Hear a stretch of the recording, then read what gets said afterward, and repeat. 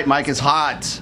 Mike is hot. I'm hot right now. There's 55 people in this fucking room. All right, let's get it going, guys. Here we go. I'm going to go to start it off with this. The most people we've ever had on the show, so we're going to do it right now. We're going to start off. She's a business owner. She's been on MTV. She is a dog mom. She brought her dog here with us. This is Allie Adams. Hey, welcome, Allie. We can get the shot right there of Allie. And Penny, the amazing wonder dog.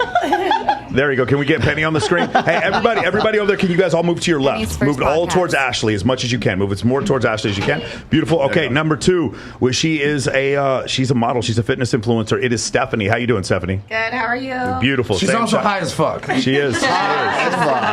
He's a financial expert. He's the host of Valuetainment Money. The co-host of the PBD podcast is Adam Sosnick. How you doing, Adam? Good to be with Rollo and Michael in Vegas. And Troy. Finally. There we go. Got you here. She's a bottle service girl, former bottle service girl. She works in a mine right now, 1,000 feet below the ground. It's Ashley. How you doing, Ashley? Hey, y'all. Oh, my God. Nice. What other show has chicks that work in a mine? In a mine. There we go. No one. Congrats. Nice. She's a DJ. She's a bottle service at the M Resorts at Hillary. How you doing, Hillary? Good. Don't be nervous, Hillary. There's nothing to be nervous about. There's nothing to be nervous about, Hillary. And she's an international mattress actress. Did I say that correctly? She's from America's Penis. What is America's Penis? Oh, the state of Florida. Florida. And that is Tiffany Fox. How you doing, Tiffany? What is a mattress actress? Yeah, what is a porn star? Yeah.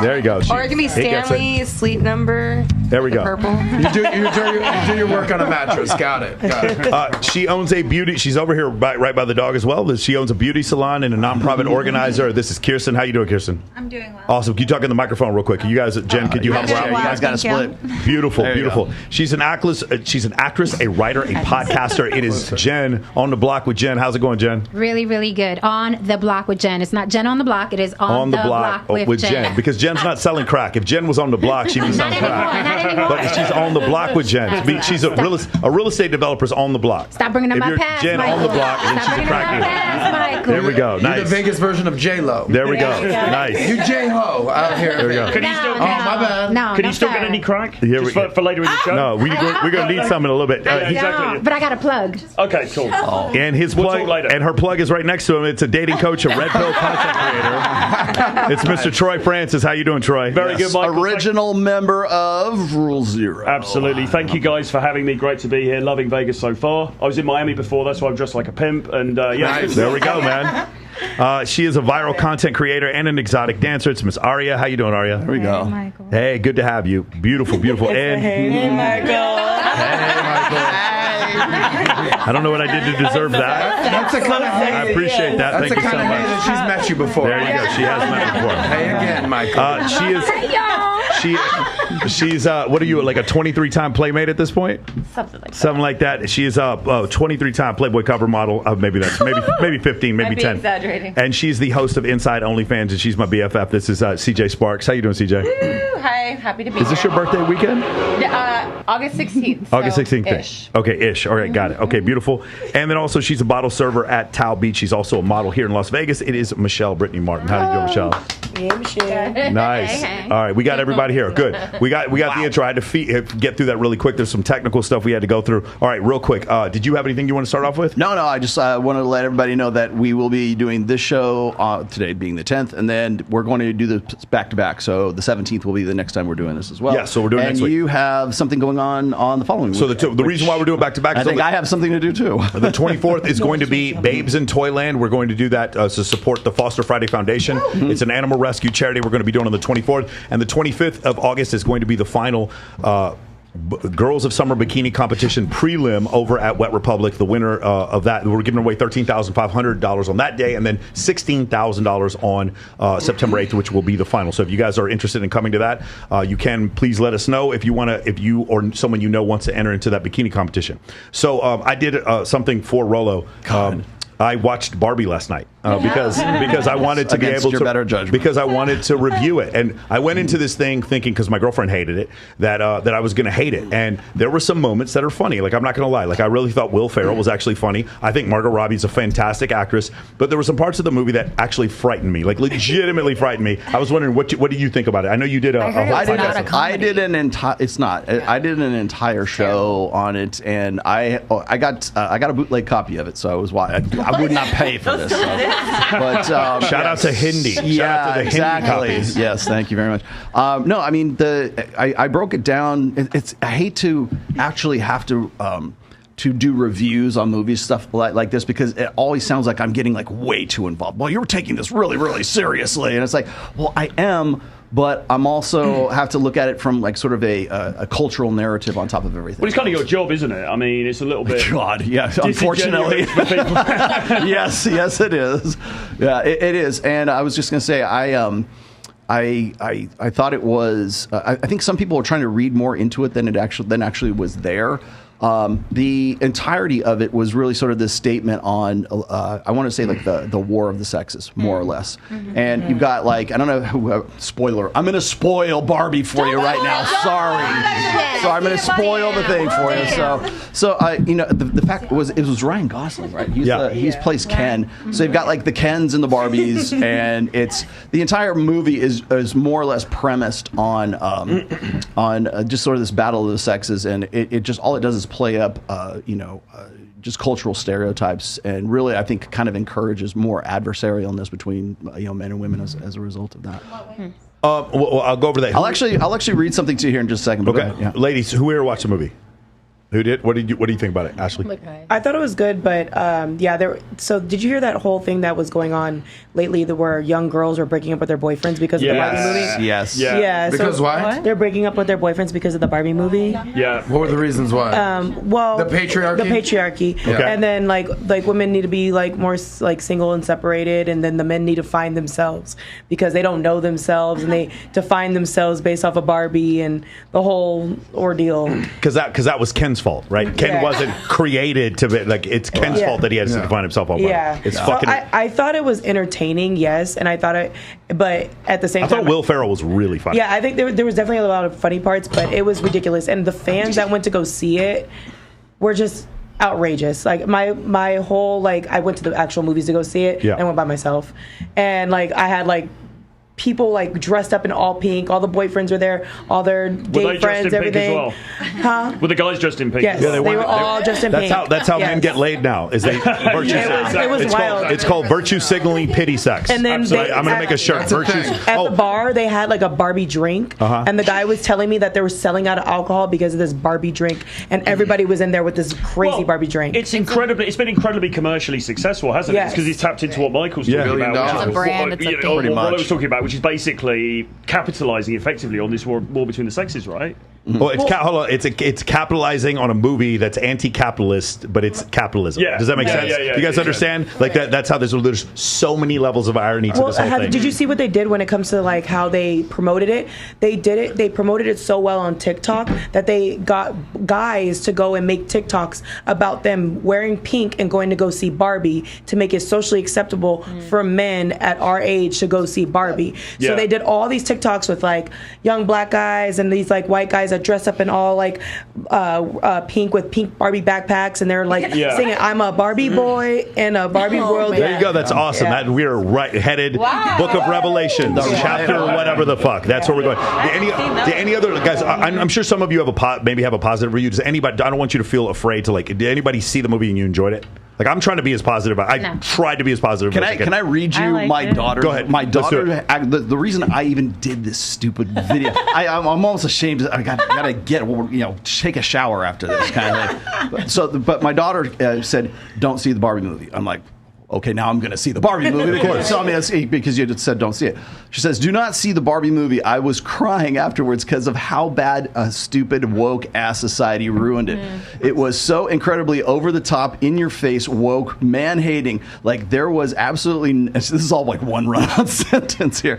Like there was absolutely no denying it was man hating. Literally in the movie, the Barbie plan is to emotionally manipulate men to turn them against each other so women can take over. Like word for word, they said exactly that. They said they try to blind you to with the bright colors and the aesthetics so that you think it's innocent. Yeah. Also, the opening scene of the little girls smashing baby dolls' heads, and they call the pregnant Barbie weird. Yes. Right. Yes. I hope all the woke people stop populating since they want to stop motherhood. There's not any plot, and there's no point where they make the Barbie suicidal. Worst movie ever. I'm so At the beginning, it's on a spoiler. I'm just so angry because it's not what Barbie really is, because she used to have Barbies, when she was a kid, right? And I want to throw away all my Barbie attire. Oh, that's the one for your daughter. I was like, starts thinking damn, about I guess I got to do a. She's definitely your daughter, Rollo. She's definitely your daughter.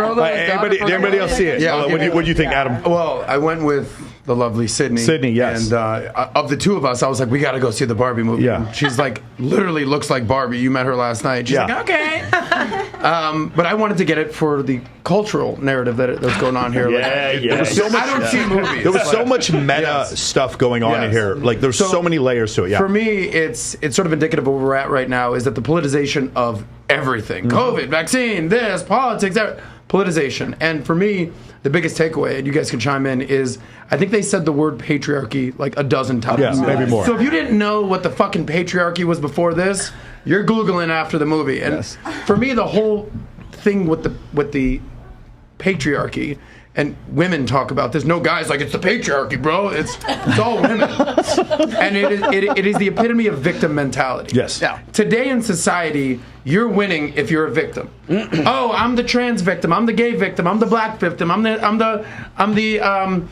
illegal alien victim. Okay, whatever you want to call it. Victimizing men by women, victimizing. I'm gonna victimize you if you speak in front of me again. So the problem is you're just encouraging victimhood, and the problem in America today is you're not encouraging actual leaders and heroes. We've neglected the hero-making machine. Men who have built the roads, who have built companies, who have built America, are looked at as the patriarchy. How dare you build this amazing country? And then the mothers. But in Barbie, the women did the work. No women built this country, just men. But there were two instances. Did anyone come here not from their mother's vagina? There were two instances in the movie where they make. She came Hating for the on mothers. But men never built Barbie Land. It's women that built Barbie Land. Which is not real. Yeah, of course. But the point is, the ultimate irony. The ultimate irony is it was a set on a movie. It was a movie set built by men sitting there to denigrate men. Like, that was the ultimate irony, and it was also produced by Warner Brothers. That was also run by men. Now here's the thing.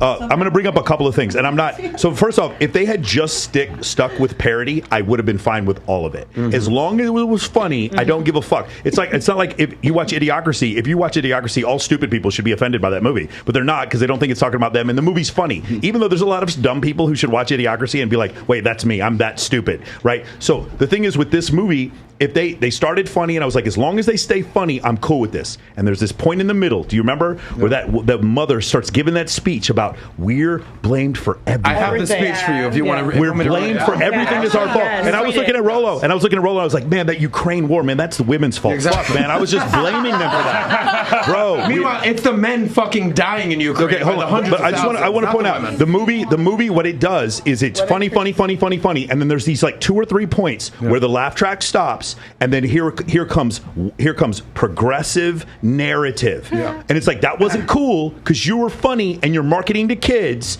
and now you go completely serious, and now we're full on progressive narrative, and then we go back to funny. But funny is always making fun of Ryan Gosling. That's what funny is. Now I will give some kudos. They do make fun of irrationality and emotions with women, so that's fine as long as they make fun of themselves a little bit. I was fine with that. And like I said, like, Margot Robbie is a fucking national treasure. She's a fantastic actress. But in this movie, like, there was certain points where they're like yelling at her, and you can kind of see like the juxtaposition. I enjoyed the part where she meets the teenage girl, and the teenage girl's like, "No, you're the fucking problem," and she's like, "No, I'm just trying to help you." And I enjoyed that, because that's actually the real part, but the feminists don't see it. That was actually real life, but they don't grasp that part. Anyway, go. But what were you saying? You're talking about the part where you want to read that? Where America Ferrera, please, so it was her daughter that hated Barbie. Yes, right. She's like, "You're the reason that's wrong with feminism," basically. Yeah. So I'll try to read it fast because really quick. She goes, "It's literally impossible to be a woman. You are so beautiful and you're so smart, and it kills me that you don't think you're good enough. Like, we have to always be extraordinary, but somehow we're always doing it wrong. Ladies, take note. You have to always be extraordinary. All right. If we don't love you at your worst, we don't deserve you at your best. You know this. You have to be thin, but not too thin. You can never say that you want to be thin.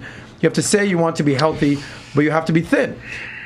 You have to have money, but you can't ask for money because that's crass. You have to be a boss, but you can't be mean.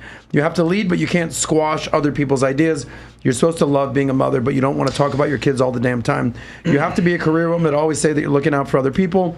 You have to answer for men's bad behavior, which is insane. Why do you have to answer for men's bad behavior? But I can explain that. But if you point that out, you're accused of complaining. It sounds like that. You're supposed to stay pretty for men, but not so pretty that you tempt too much for that. You threaten other women because you're supposed to be part of the sisterhood. A lot of this stuff comes from other women, though. Yeah. That's the fucking ridiculous thing. Exactly. Like, a lot of these strictures, this isn't men. This is other women. I totally. Time out. Finish, Adam. Finish. There's two more sentences. But always stand out and be grateful. Never forget that the system is rigged. Hello, the system is rigged. Okay. So we find a way to acknowledge, but also be grateful. You have to never get old, never be rude, never show off, never be selfish, never fall down, never fall, never show fear, never get out of line. Here's the coup de grace. It's just too damn hard. It's too contradictory. Nobody gives you a medal or says thank you. What? And it turns out, in fact, that not only are you everything wrong, but you're also everything is your fault. I'm just so tired of victim mentality here. Yeah. Hello, guys. I'm just so tired of watching myself and every other single woman here tie herself to knots so that people will like us. And all of that is also true for a doll, just representing women. Okay, so I just want to point this out. For those of you who didn't see the movie, all the funny stops when that starts. Correct. And she goes through that whole tirade. And that tirade is now a special set of words that she uses to deconstruct the patriarchy out of these women's mind. So basically, they're all being hypnotized. So you wanting to do things for your husband, like, for instance, give him a back massage or bring him a beer, you would only do that, according to this movie, because of a patriarchy. You could never want to do that because you want to make your man happy. That's impossible. The Kens randomly took control. And in order to dehypnotize you, she makes that statement, and the women go, "Oh my God, what am I doing here? I'm a Supreme Court justice." They do that several times. Now I'm going to bring up this, okay? So the first thing is, throughout the entire movie, masculinity is over-exaggerated, and it's always seen as a cope for insecurity. Meaning every single function of masculinity in the movie, like, so for instance, if you were to take Ryan Gosling, he's a really good-looking guy. In the movie, he's fucking jacked. He got ridiculously ripped for this movie. He's definitely he's taking something, right? He is jacked in this movie. And when he does so, the whole time, he's popular, he's funny, there's all these things going on, but all of it, his popularity, his abs, every single thing he does is a cope for his personal insecurities, and in some cases, they hint to this, closet homosexuality. That's the only thing. There's literally no other reason. Meaning his masculinity serves absolutely no purpose other than a cope and a hiding mechanism for the true femininity that he should feel in order to cope, in order to love Barbie, to garner acceptance for Barbie. Does it make sense? Okay. What do you think was the biggest point where he was the biggest simp beta guy? At the end, when he tries to kiss her, and at the very end, when he just sits like this. Okay, so here's the thing: waiting for her, and she's like, "Yeah, I'm good." Yeah, no. So here's the second thing. This is the part personally that offended me the most. Ready? So Barbie even admits this. She goes, "I'm sorry, I took you for granted." Do you guys remember this? Yeah. So now a man. Just consider if you guys have a brother or a son. He's dating a woman. He's dating a woman who is clearly disrespecting him, putting him in the friend zone. Like, "Oh, you're my boyfriend, but we don't have sex." Just totally disrespecting him. And God forbid this man chooses to set a boundary and go change himself. So basically, you can't respect a man unless you're having sex with him. Well, no. In this case, but here's the thing: she shouldn't say that's my boyfriend. No, she shouldn't say that's my boyfriend. But also, she shouldn't say that's my boyfriend. He even wanted to hang out with her, and she's like, "No, it's girls' night every single night." It's girls' night every night. And by the way, Kirsten, when you watch the movie, she admits that she's wrong for this. There's like a very small apology at the very end. But my point is, additionally, so a woman has now disrespected her boyfriend, and he chooses to make changes in his life, and that is additionally because of insecurity. No, that is exactly what every man watching this should do. If you are in a situation where somebody is crossing your boundaries, you should leave the situation, and it's not out of insecurity, it's out of your own necessity for self-worth. Your own self-worth. So Ken, now obviously he acts ridiculous in the show. He's like dancing and doing all this crazy shit. But him deciding to leave Barbie and go on his own to do his own journey, that was not the wrong answer. It was the right answer. Yeah. But he was made fun of and criticized. And in the end, he was this little stupid boy for trying to do this whole thing where he goes off and he tries to take over the world. He goes, "Yeah, patriarchy, bro." By the way, the way he said patriarchy made me laugh a couple times. He goes, "Yo, patriarchy's great. Patriarchy's great." It was pretty funny. I thought patriarchy when he was about goes horses. to the real world for the first first time and he sees Sylvester Stallone and He's like, George men Washington. run. It's like men run everything. Men actually run the world. What's happening here? Yeah. But By the way, it's it seems like it's a cultural tool to undercut masculinity or any guy's ability to have autonomy for himself. It's because if anything you do, because if anything, Kirsten, can you grab the mic and get closer to you real quick, Jen? Can you share that with us? Because if anything you do, if anything you do gets put down to okay, well this is just a cope, this is just you being insecure, then it means that the guy has no autonomy. The reason though it's so massively popular is because women, generally speaking, buy the tickets. Women sort of control the expenditure, right? I mean, they've played a mostly women bought it. They've played a cultural blinder here, but I don't believe that this is. I don't believe that this is ideologically driven. I think that they made the movie to make a bucket load of cash because they knew it was in line with the zeitgeist. Okay, so Kirsten, go ahead. What were you saying? It's just, why is it so popular? Kirsten, why is Transformers popular? Because it's real? Is it because it's real? Why is that why Transformers? People like the action and the fighting. So the storyline is why it's popular. No, it's popular because it's in line with the cultural fashion, which is to denigrate men at the expense of women, and so a lot of people buy into that. A lot of women buy into that. Let me jump in here. Go ahead, Jen. Go ahead.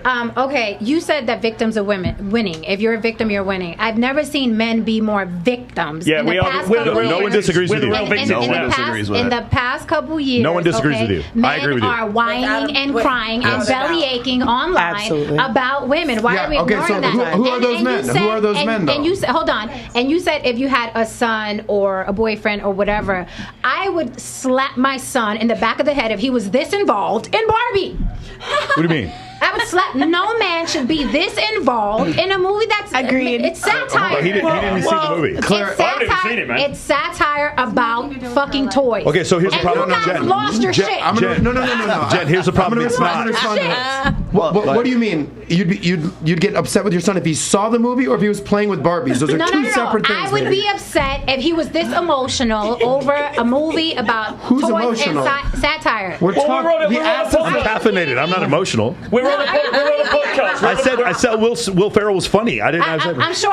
How about this? You're a podcaster, right? Yes, I am. Hey guys, you ever see the movie Barbie? Yeah. All right. What are your thoughts? No, I don't want to talk about it. Would that have been better, Jen? We're talking about the movie. Baby. I know, but you're exaggerating, baby. You're exaggerating.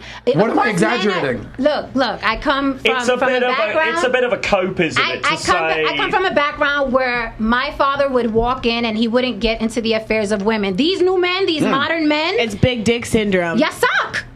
Okay. Jen, do you have a man? You've turned into. Can I curse? You've turned into a bunch of bitches in a salon. I don't even. Let me say. I'll land the plane here. I don't recognize this masculinity. It looks very much like what we do in the salon. It's a cope to say that it's just a movie. It's just a. That is such a Jen. You didn't even Jen. I got two problems for you. Jen, do you have an issue with the whole idea of if you have children that them being gender reaffirming care where they're being suggested to go and have surgery and change their gender when they're like 9 or 8 years old? Do you have an issue with that? That is crazy. Yes. So trying to indoctrinate young kids is crazy. Yes. However, I don't think you think. Hold on. Well, the majority. It's a PG movie. No, they did a whole movement. Like it's where a PG movie. Little girls are breaking up with their boyfriends. PG-13. There's no cussing. How's it PG-13? I think it is PG-13. But hold on. Here's the problem. There's no. Are you a man hater? You know what? I would be that. Well, I don't know. You sound like you're making. You're saying that no man is good enough. No, I never said no man is good enough. I never said that. All men these days are men are bitches. No, I didn't say that. I will roll the tape back. Don't misquote me. We're not on tape. This is video. But don't misquote me. I am obsessed. Okay, I hate simps. I hate punks. I hate men that are neck deep in women's issues. Like you're sitting next to me and yeah, but women can have bigger dick than men too. Though. I am obsessed with masculine men. What I'm seeing today is 10 years ago, if you would have told me that men would be bitching, moaning, and crying about Barbie, I'd be like, no, that's never going to happen. Okay, but why are we talking about Barbie? Go deeper. You're a smart lady. About Ken too. Go deeper. We're not talking about we like playing with dolls. We're talking about cultural narratives and what's happening in America. Yeah, you're smart enough to recognize that, right? But here's the thing. The reason why this cultural narrative, you're being biased. The reason why this cultural narrative seems to tickle your butthole is because it's women acting in power. No, it's not. Stop. Everybody. Hold on, Jen. At no point did I ever complain about women acting empowered in this movie. My issue was that men are treated like fucking farm animals in this fucking movie for kids. Can I drop that one? was my issue. Let me drop one more thing here too, because I stand fucking vindicated at the end of this movie because they use the word superfluous in this movie. Men are superfluous. Wow. Dr. Phil, look it up in the fucking dictionary. The one time that we're talking shit about men, now it's a huge thing. No, that's fine. Men have shit talked on them 24/7. No, but so the reason, so to your point. This also isn't a kids movie. Yeah, I know that. That's true. That is 100% a kids movie. But Morty, 500% a kids movie. To your point. Well, the only time it got really funny when indoctrinating young women. 1,000%. Let me direct traffic here for 1 second, okay? Have you seen the movie? No. So you can't even talk. Why are you talking? Because I feel like But you haven't seen the movie. I don't care. Right. Typical woman. I've heard you. Typical man. Let me tell you something. Already there. Let me tell you something. Let's go! If I didn't see the movie, I would shut my fucking mouth. Well, that's you. Okay, exactly. Because I have respect. Everybody quiet. Wait. Rollo time. Hold on. I've heard you guys belly aching for weeks. All right, Puerto Rican, be quiet.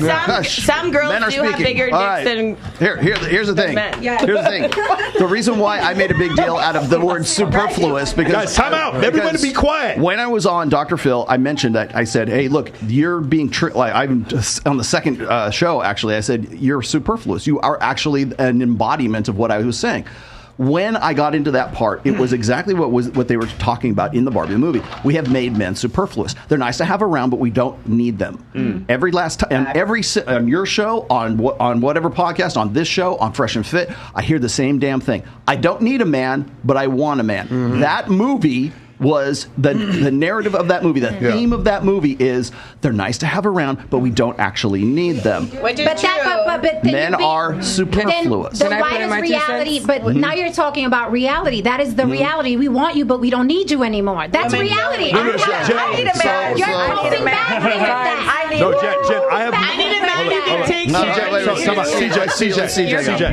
go. CJ, go ahead. Go, CJ. I was just saying I need a man. I don't. Most definitely. Good for you, and also, CJ. I'm not. Good luck. Thank you so much. Anyone in the chat? Yeah. But also, I want to bring up too. Like, I want to be a mom someday. What if I have a son? I don't want my son being like listening to all of this and being treated like. Now, why do you want to be a mom, CJ? Let CJ talk. CJ, go ahead. Yeah, mom's a Why do you want to be a mom? I just do. I had a mom growing up, so I would like to be a mom. I haven't really thought about it that much. I don't feel like it's. How old are you, CJ? I'm going to be 38 in August. So what do you mean you haven't thought about being a mom? You're 38. Of course you've thought about it. Okay, so I have thought about being a mom. I haven't thought that much as to why. It just feels natural. At what age did you start feeling maternal instinct? I'm not really like thinking. What age did you start to feel that natural instinct? Honestly, probably 32. About 5 years ago. Why did it take so long, CJ? You're a gorgeous girl. Because I only got sober about 4.5 years ago. Los Angeles. I always felt like I could never take care of a house plant. Were you an alcoholic? So now that I can, yes. Okay. Yes. CJ. I still identify as an alcoholic. CJ. Are you sober now? I am. I go to meetings. Are you afraid of CJ? Yes. CJ. Friend of Bill? Friend of Bill, yes. Really? Well, CJ, let me just say one thing. Number one, you're a hot ass big bird. That's just straight up without the Good for you. I'm glad we got that out of the way. But I'm not picking on you because I'm proud of you. I don't feel picked on. Cool, but I haven't said what I had to say yet. Fabulous. Have at it. I feel like I wish that you would have had that epiphany phase 10 years ago. I wish I would have as well. Yeah. Thank you for. So, and I think that epiphany phase. I think it's incumbent on you to tell more women why they should have that epiphany phase at 27, 26, 24, 28, you can't not tell 38. somebody It's not too late for her. Why can't I tell anybody that? that they need to have an epiphany? Yeah. I don't know. How old are you? But to have kids, Okay, time to have the epiphany. but to have kids, you're geriatric after 35. I want to go back to what Michael said, because Michael was talking about indoctrination. I want to go back to something Michael said. Why is it that you feel like this movie will indoctrinate the sons and the boys and whatever? But when you watch John Wick, you watch Terminator, you watch all these films where these guys got big guns and they're running around, mass shootings, you're not afraid that your son's going to be indoctrinated to violence? Time out. Let me answer. She asked me. I'm not afraid. I want my son to be very comfortable with firearms. That is going to be one of the first things that I teach him, how to responsibly use firearms. Now, in that case, is it exceedingly? Okay, here's the difference. In John Wick, I always know it's John Wick. I always know that's actually Keanu Reeves. In this movie, it's a parody. And you haven't seen it yet, Jen, until I've seen a lot of clips. Okay, but it's a parody until there's a point where it's not a parody anymore. Now it's a shut the fuck up, little girls, and listen to what I'm about to say. You're about to be blamed for everything. I woke up this morning, I was like, man, inflation's at 3%. These fucking women. That's all I could think. It's ridiculous. The matriarchy. There's a Janet Yellen. The point is the movie teaches you can say, like, something's not a big deal. Like, remember, Andrew Tate wasn't a big deal to a lot of people till he was a big deal because he got huge. This movie's not a big deal till it is a big deal, till it's the #1 movie in the country. And then we get to a point where, like, there is indoctrination. It is indoctrination specifically aimed at children. And I don't have a single problem with all the women being doctors and lawyers. That's all great. I have no issue with that. I do have an issue with things. There's with two things. Number one, the pregnant Barbie got horribly made fun of twice in the movie. Do you remember that? That Will Ferrell sees the pregnant Barbie. He's like, ooh, what the fuck is that? It's hilarious. It was so funny because pregnant Barbie was completely. She was a joke that sort of followed through the entire movie. But remember Weird Barbie too? Yeah, exactly. But I'm curious because I want to understand the panic. I really no, it's not panic. What do you think is going to happen to little boys? They're going to watch Barbie it's a strengthening of cultural narrative. It's a strengthening of a cultural narrative that is already out there. Can do it too. And it's the biggest grossing. Movie in the world. Our issues are all different, Jen. I absolutely have no problem. Like, if a woman wants to be an astronaut, that's totally awesome. I have no issue with that. Some astrophysicist, whatever.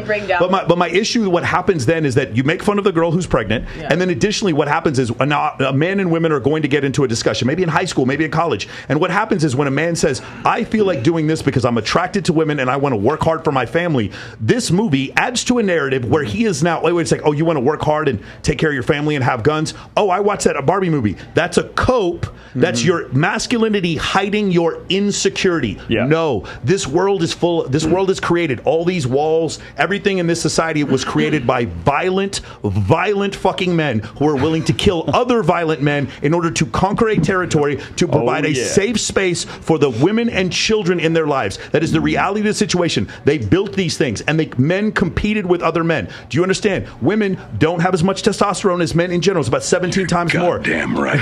It's about 17 times more testosterone that men have as opposed to women. And so we are more competitive and we are more assertive, and those things are not copes. That's how we survive. That's why there's 400,000 elephants on the planet and 8 billion humans. We fucking won. That's why it happened. And so we don't need to shame those things that made us survive as a species. They're not copes. It's not secretly that, oh my God, I cry at home because I want acceptance from women and that's the reason why I went to the gym. It's not. I went to the gym so that my family never has to want for shit. My mom, my fucking nieces and nephews and cousins, they can go to any Ivy League school they want. They will never have to worry about shit because I work my ass off. It is not for the validation of women. And so because of that, my masculinity is now being shamed, and everything I'm doing is a cope. That's why I'm doing all this stuff. No, it isn't. I have 22 people who work for me. Those people, they get to feed their families as well because I'm willing to work my fucking ass off. And that entire movie was them shaming. Now, I'm not a victim because fuck them. I'm still going to be a millionaire. I don't give a shit what they write on that movie. That's not my issue. My issue is now we have a whole group of young people have been told to push the victim button whenever they have a problem. That wasn't kind of victim. That wasn't sort of victim. That was full on a diatribe. That was, you could quote America. What's her last name? America Ferrari. It was nothing but victim mentality. And so that's the problem. No one will make me a victim. Making women the victims or men the victims? Making women the victims. Can I answer your question? Hold on. But before you go, men cannot be victims. In this world, in Barbie world, men can never be be a victim, and that's the issue. Go ahead. In the movie. So I want to answer your question directly and respectfully. Ask your question again. What question? You I just asked a bunch of question things. 1 minute ago. The one that you did to Michael. Was the question you asked? You About don't what's remember the question you just relax, asked? Sir. You said I don't do coke, so you gotta relax. We gotta speak the same pace, okay? you don't do cokes or coke? I don't do coke, so we have to All right, hold on. Go ahead, Tiff. I've been trying to say something, but with the feminization of men. Yeah. The reason why they want to feminize men, because there's a video I saw with a Russian guy. He talked about demoralization of a nation to normalization, and it's attacked in the book by it's in The Art of War by Sun Tzu. They talk about demoralizing people to normalize it, and that's divide and conquering. So when you feminize men, that's going to be who's going to be defending your homeland and your country. So when you have a bunch of bitch boys men that play the victim card and all this other stuff, because that's what society's trying to do, you're not going to have men be the forefront of protecting us and having our freedom. That's why they're trying to go after people like Andrew Tate, because Andrew Tate is trying to make a man embrace his masculinity. So wait, hold on, sweetie. I've been trying to talk. And I'm trying to be the woman that's on the men's side about this. Go ahead, Tiff. So pretty much, these men. She's a pick me. Okay, fine. No, keep going. These men are trying to respectfully talk to you, and you're the one that's getting offended. No, Jen can say whatever she wants. I have no problem with this. I'm not offended Keep going, at all. Jen. I'm not offended. But the thing is, it's like it's all in the programming. They're trying to demoralize us. They're trying to make us little bitches, because the government is trying to take over. We have a really big government, if you haven't noticed. Our country used to be a very small government back when it was formed. It has gone bigger and bigger and bigger. So the government is pretty much putting us in the agenda to make us little bitches. That's why, feminism is dead. I don't think we need feminism. Feminism now is for the trans community. It's not for women anymore. Absolutely. It's not for women. The question that I always ask when I'm on these shows and there's feminist girls on there, I always say to them, so hasn't equality already been achieved, right? Like, how much more do we need to go? I can try. And the reality, I feel like I'm more of a man than a woman. And the reality of this movement.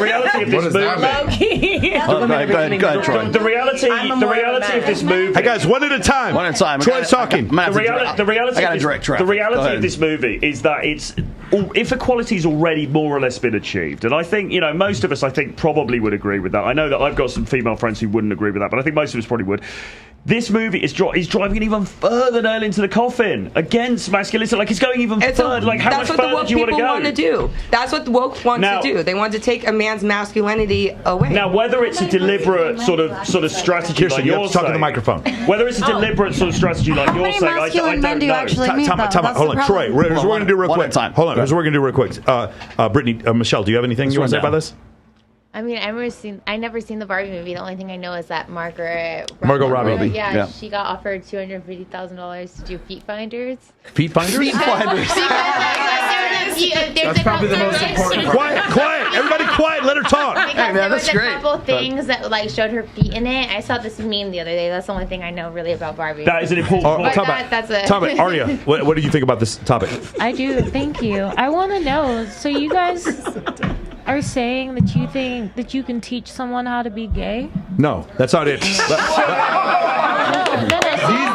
days, I actually disagree. Okay, maybe let her finish. I think you might teach someone. I think you might teach someone that it's socially acceptable for them to act gay when they don't know if they're gay or not. Because here's the thing, Arya. I want you to consider this. When I was part of my maleness is me being attracted to women. It's probably more than 50% of my maleness, right? My experience as a human. I'm just like you. I probably like beautiful sunsets and fucking puppy dogs. And there's a commonality in our maleness as men and women. But my maleness as a man is me being attracted to women. That is something I was moderately aware of at 9, but fully fucking aware of at 17. Do you understand? But I'm supposed to have gender-affirming surgery when I'm not even aware of my maleness. Do you understand? That's the issue. So that when you go back to that whole thing, I am not qualified to make a decision about whether or not I want to change genders at that age because I'm not aware of the thing. The thing that makes most men like is that moment, going through puberty and then having that explosion of testosterone in your life. And so because you haven't experienced that, yes, yes, I think at that point, because you have not fully experienced your maleness, you can be indoctrinated. I do believe. Yes.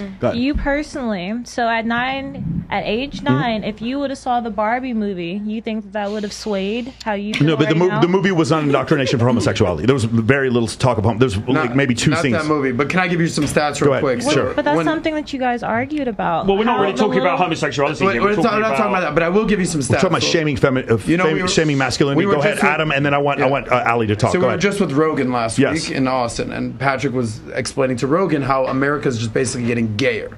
So if you look at generation by generation, real talk, if you look at the traditionalists who are basically 70 plus, right, 75 plus, 1% of our grandparents identify as gay. Okay, Baby so boomers, just to be fair, it was non-binary, which didn't exist when our grandparents were that age. No, I'm saying a part of the LGBTQ community. Correct. So it's not gay, but it's not gay. It's because you're whatever the rainbow mafia is. There you go. Where I'm going. Because they're going to come after all of us. That's there you fine. go. And just for the record, there's nothing wrong with being gay. Of course. But the stats tell otherwise. And then the generation after that are baby boomers. I think it's like 4% identify as that. Then you have Gen Xers who are basically, I don't know, in their 50s, right? You're a Gen Xer. It's like not a boomer, you fucking exactly. Anyone older than 30 to Gen Z is a fucking boomer. And then you have millennials. Congratulations. I'm the oldest millennial, early 40s, and it's like 10%. And then Gen Z, who are basically 25 and under, 20% of Gen Z identify as LGBT. Yes. You explained to me, and then of all those generations, who gives the least fucks?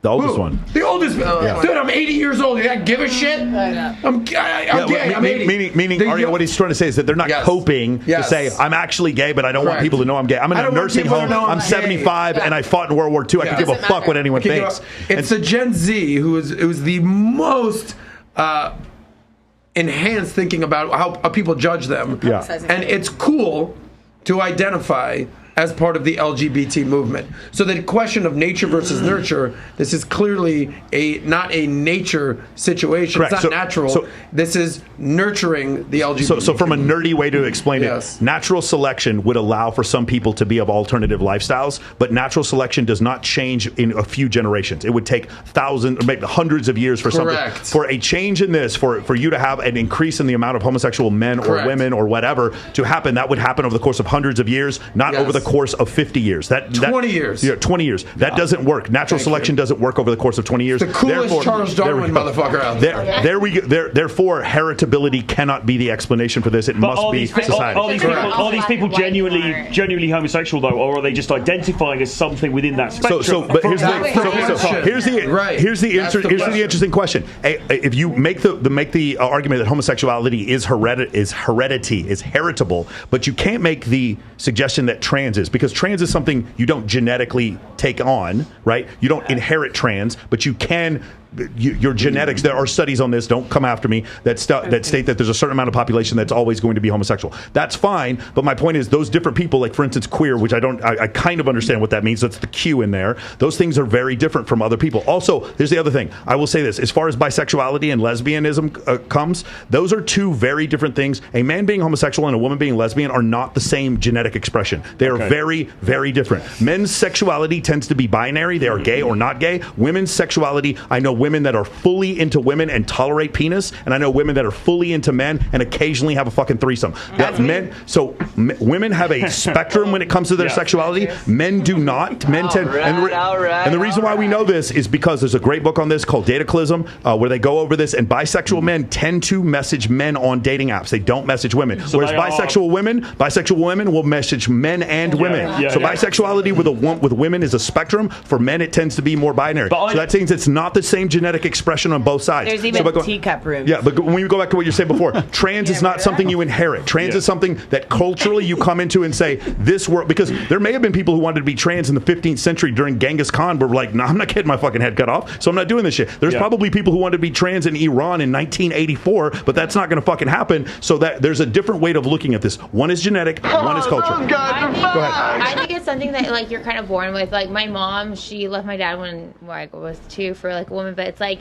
they were like, oh, it's a choice, whatever. But if you're with someone for 10 years, another 10 years, another 8 years, it's like, and you never been the boy, it's kind of not like really that You don't like boys at that point. Like I feel Right, like it changes you. Okay, hold on. But also, when I was 8 years old. Let's go around the table. Can we hear real quick? When I was 8 years old. Are you a lesbian? I'm not. No, I mean I like guys. I mean I'll kiss a girl for attention at a bar. Yeah. Make a guy Michael, jealous, at least you're honest. How often are you kissing dudes for attention, Michael? Yeah, we don't. Like, But I had a neighbor when I Right. was 8 years old, and she would take in our trash cans for us, write me love letters, and we were 8 years old, and her name was Crystal, but she identified and told us to call her Keith. And like when you're 8 years old, how do you like? You don't know that unless that's how you really feel inside. So one more time, as men, this is not to denigrate anyone's sexual preference, but as men, as heterosexual men, our heterosexuality is tied to our masculinity. But as women, your heterosexuality is not tied to your femininity. Women, straight women, dance on each other, grind on each other, grab each other's boobs. If two heterosexual women, Allie and Kayla, for instance, if they were to kiss each other on their birthday, no one would accuse either one of them being gay. I actually thought I was a boy because when I was born, my mom wouldn't touch me and would say, my mom wouldn't touch me and would be like, that's my baby boy, that's my baby boy. Yeah. So when I was born, I thought I was a boy. That's why I'm like, some women do have bigger dicks than a lot of men. And then like, Are you saying that as a euphemism or literally? She's no, a metaphor. literally. She stopped. She's making a metaphor. Yeah, she did. Or like, you know. No, she said literally. I don't think she understands. She literally knows what I don't think she knows what literally means. Yeah. No. What? Like when I was born, my mom would be like, that's not my baby girl. That was my baby. Hillary, you don't have a penis. I don't have a penis. Okay, so it's not literally. So it's not literally. It's not literally then. Don't say it literally. But I thought that. You know My dick is literally big. Okay, ready? Allie. Let's go to Allie. Go ahead. What do you think about this whole subject? Allie, go. What do I think? Yeah. Well, I mean, I think that. Well, I think nothing. I think it's insane that we're asking children, to decide that. Obviously, Big I think shot if you ask them, like, do you like a banana or do you like an apple? They're like, oh, well, maybe I do like a banana. Apple? I don't know. Is it not okay to let them figure out whether they are Like gay who they or are? not? Cool. At 17, 18, 19, I have no problem with whatsoever.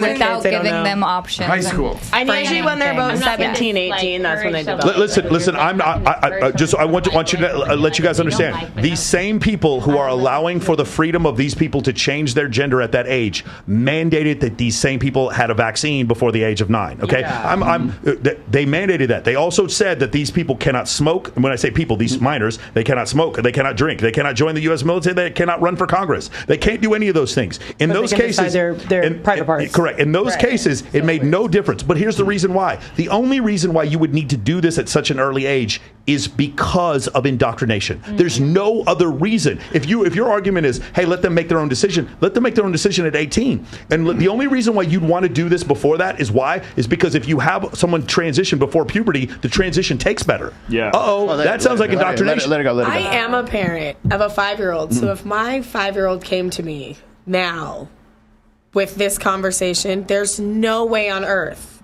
I would allow her to go through with a procedure or anything of any sort right now. Yeah. You are 5. I have a question, bigoted of you. To not let your 5-year-old choose their gender. I just can't even imagine having my child come to me and say, I these are the decisions I want to make. There you go. You got it. Yeah.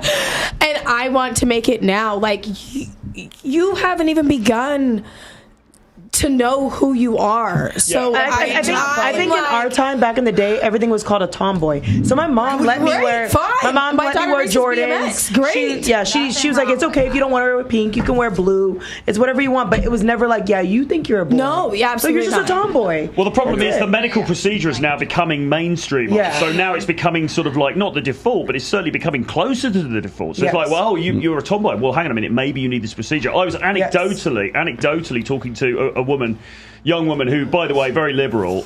She's studying psychology, and her opinion was, and she, as I say, very liberal, New York girl.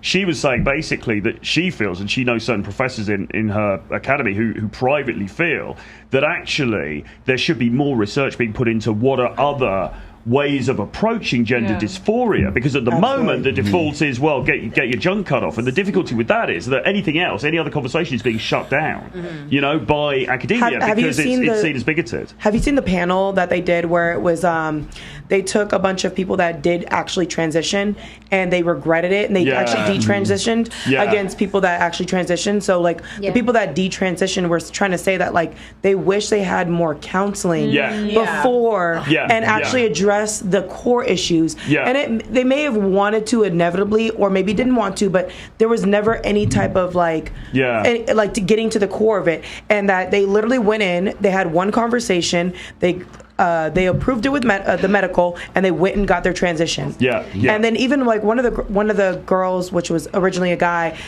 his private or her private closed because she couldn't keep it.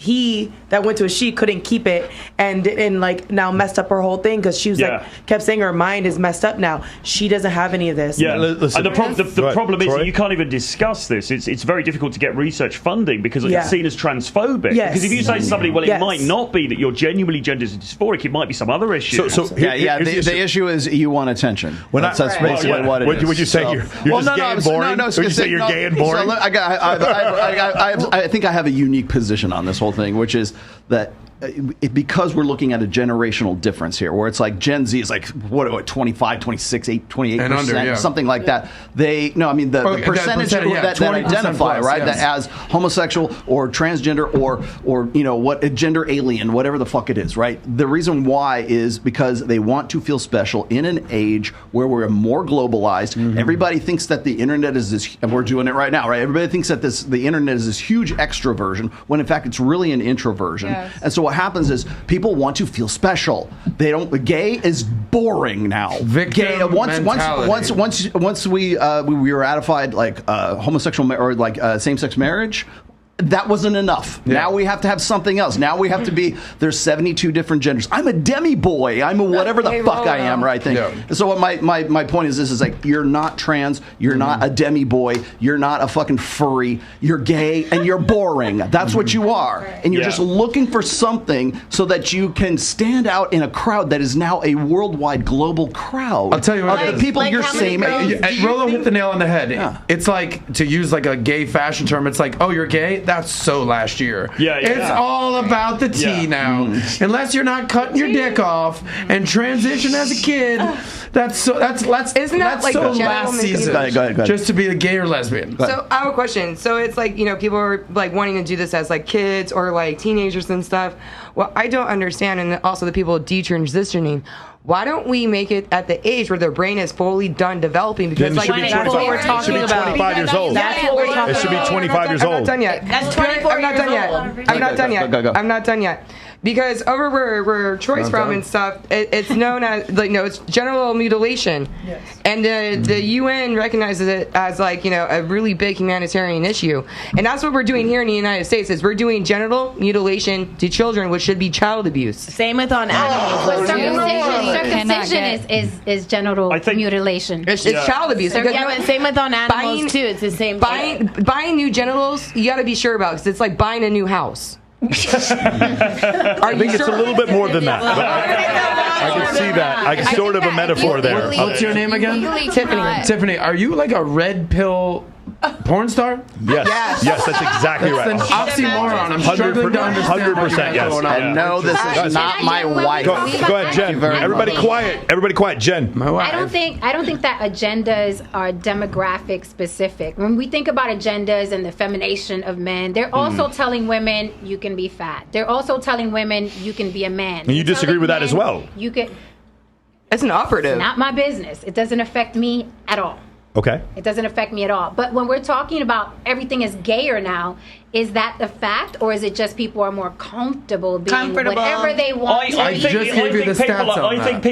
think people are just saying it more, to be honest, because they want to feel special and unique. Because if we look at getting aside from the trans thing, if we look at homosexuality, I just find it very difficult to believe that just because it's cool in the culture that a guy is actually a heterosexual guy is actually going to want. There is no way. You know what I'm saying? I don't give a fuck how cool it was. I'm not fucking men. I just don't understand. Why is that difficult to understand? I don't care how fucking fucking cool it is. Each is their own. I'm not. Michael, but you're a man. If you want to suck a pussy, suck a pussy. If you want to suck a dick, suck a dick. It was called in the Great campaign strategy right there. Guys, time out. Stop. Go ahead, Troy. Michael, remember, it was cool back in the fucking 80s. You had Boy George, you had all these, you know, the new romantics and stuff like that. It doesn't make you gay.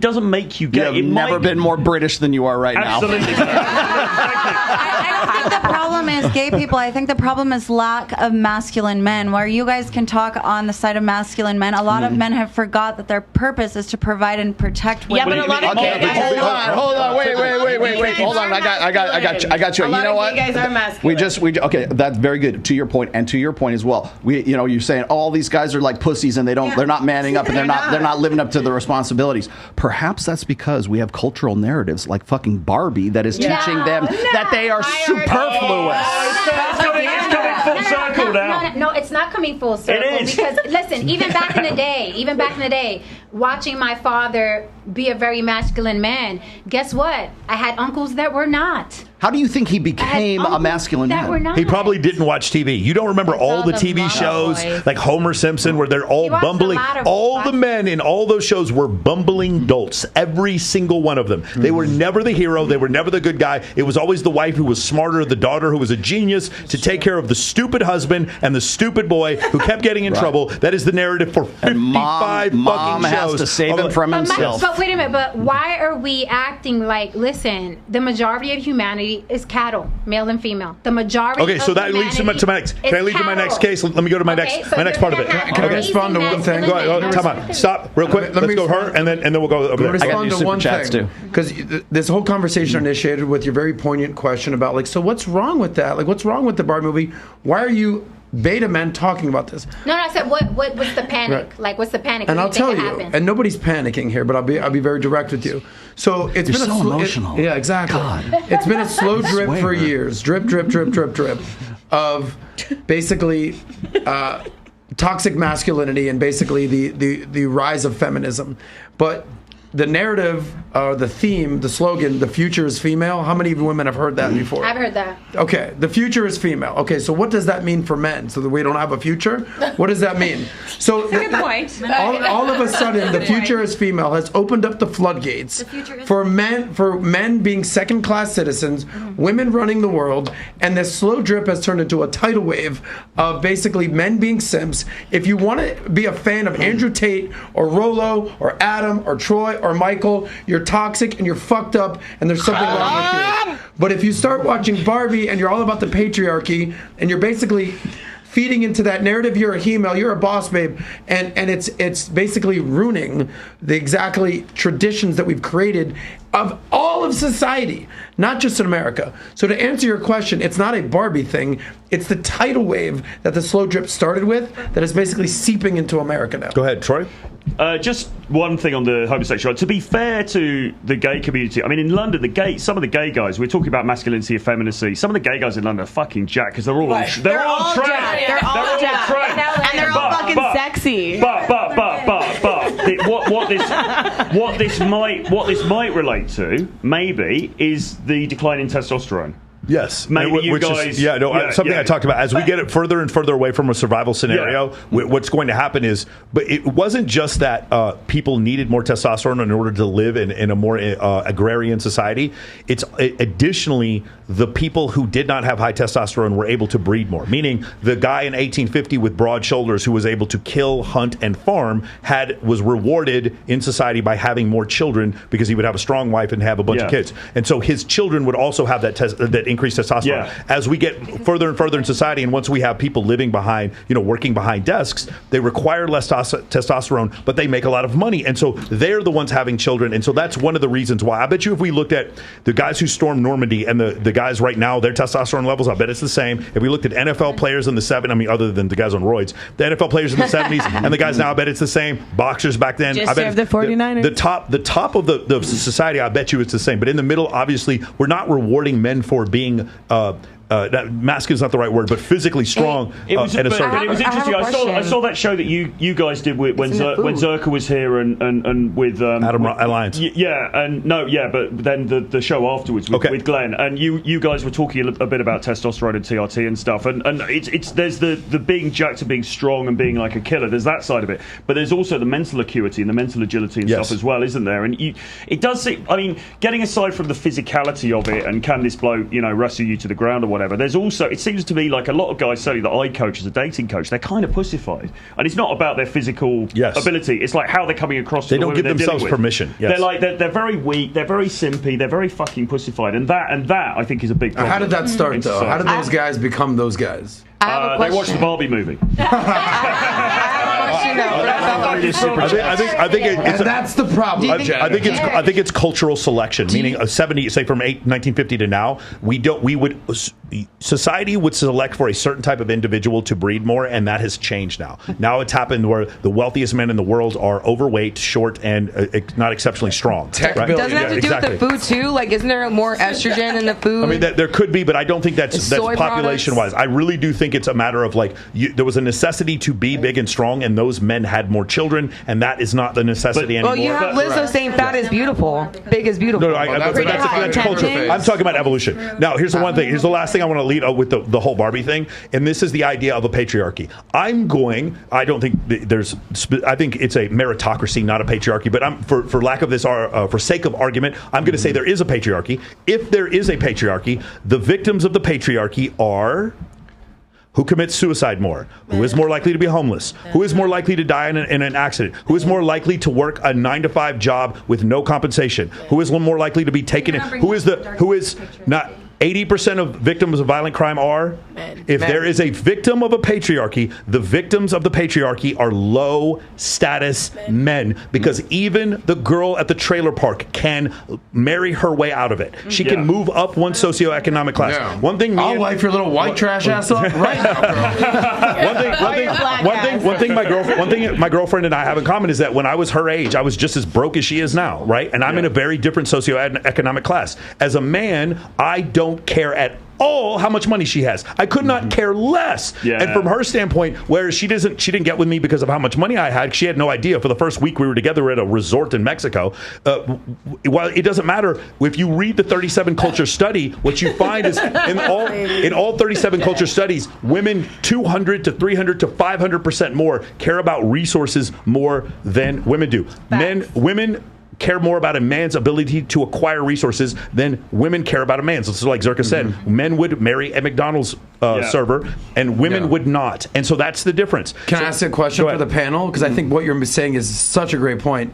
Ladies, how many of you are comfortable paying your man's rent? Fuck no. Okay. Jen is. I already know Jen is comfortable with that. You guys live together. Jen's already cool with that. Can I answer that? You guys live together. Did it 3 times, won't do it again. He just sits there, works out every day, looks pretty. I would like to You're answer that. paying the rent. Go ahead. So, from experience, if you guys don't mind me speaking. Let her go. So from experience, I dated a guy that was 6, maybe 7 years younger than me, and he did not have a job. I was making a lot of money. Where did he strip?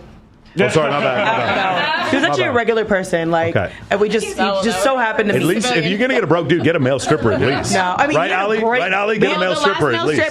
So why are you with this guy? Let this girl finish her point. Hold on, wait. never be able to She works in the mine. She'll fuck you up. Go ahead. Okay, go ahead. I'm respectful. So, anyways, take notes, ladies. I like the fact that he did not have a job and I was making a lot of money. You like the fact he was because he was available to me, and it was just something that was fun at the beginning. He was your fuck boy. Gotcha. Yeah, so he was fun at the beginning. So this is the problem. As I got serious and wanted to have a little bit more, I'm starting to look at him sit on the couch, just go work out, and I'm like, so all you have to give me is good sex. And what you're telling me, and that's it. And I'm like, so I started to actually, for the first time, feel the pressure of a man.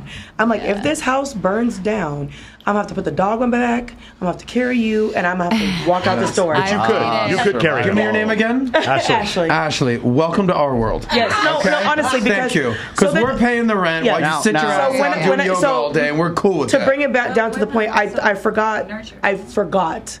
I am a woman and I want to have kids. So I'm like, dang, if I have kids with this person, and let's say the doctor said you need to be bedridden for 3 months. What are we going to do? Yeah. So the stress and the pressure came to me, and I said, never again will I ever date a man that is like this. Well, that's interesting. So nobody will do it. You are the one, and you've been reformed. Yes. Okay, Ash, listen, Ash, one more time. That's very interesting. It just so happens that there's another lady on the panel who has a similar experience with a homeless guy who related to it last time. Perhaps she would like to interject Wait with all minute now. this. She would like to express her experience with this. We've all dated a bum, and I'm not about it. Jen, all right, hold on. Wait. Jen's got it. Jen has the floor. A literal bum? No. He was homeless? No. He was homeless? He's a hobosexual. Yes. Yeah. He was homeless? Yeah. He was homeless? If you motherfuckers would be quiet, I could tell my story. Was he a really hot bum? But I did want to go back to something Michael said real quick, because I think it's very important before we get into that whole spiel. You said if there is a patriarchy, hypothetically, men are suffering from it, right? Look in Ukraine. Okay, Yes. so then why such an emphasis on all these channels and spaces? Why such an emphasis on women? Why aren't you fighting men? Why aren't you on these What's the podcasts Matrix? talking about When we talk men? about fighting the Matrix, what do you think we're doing? When people...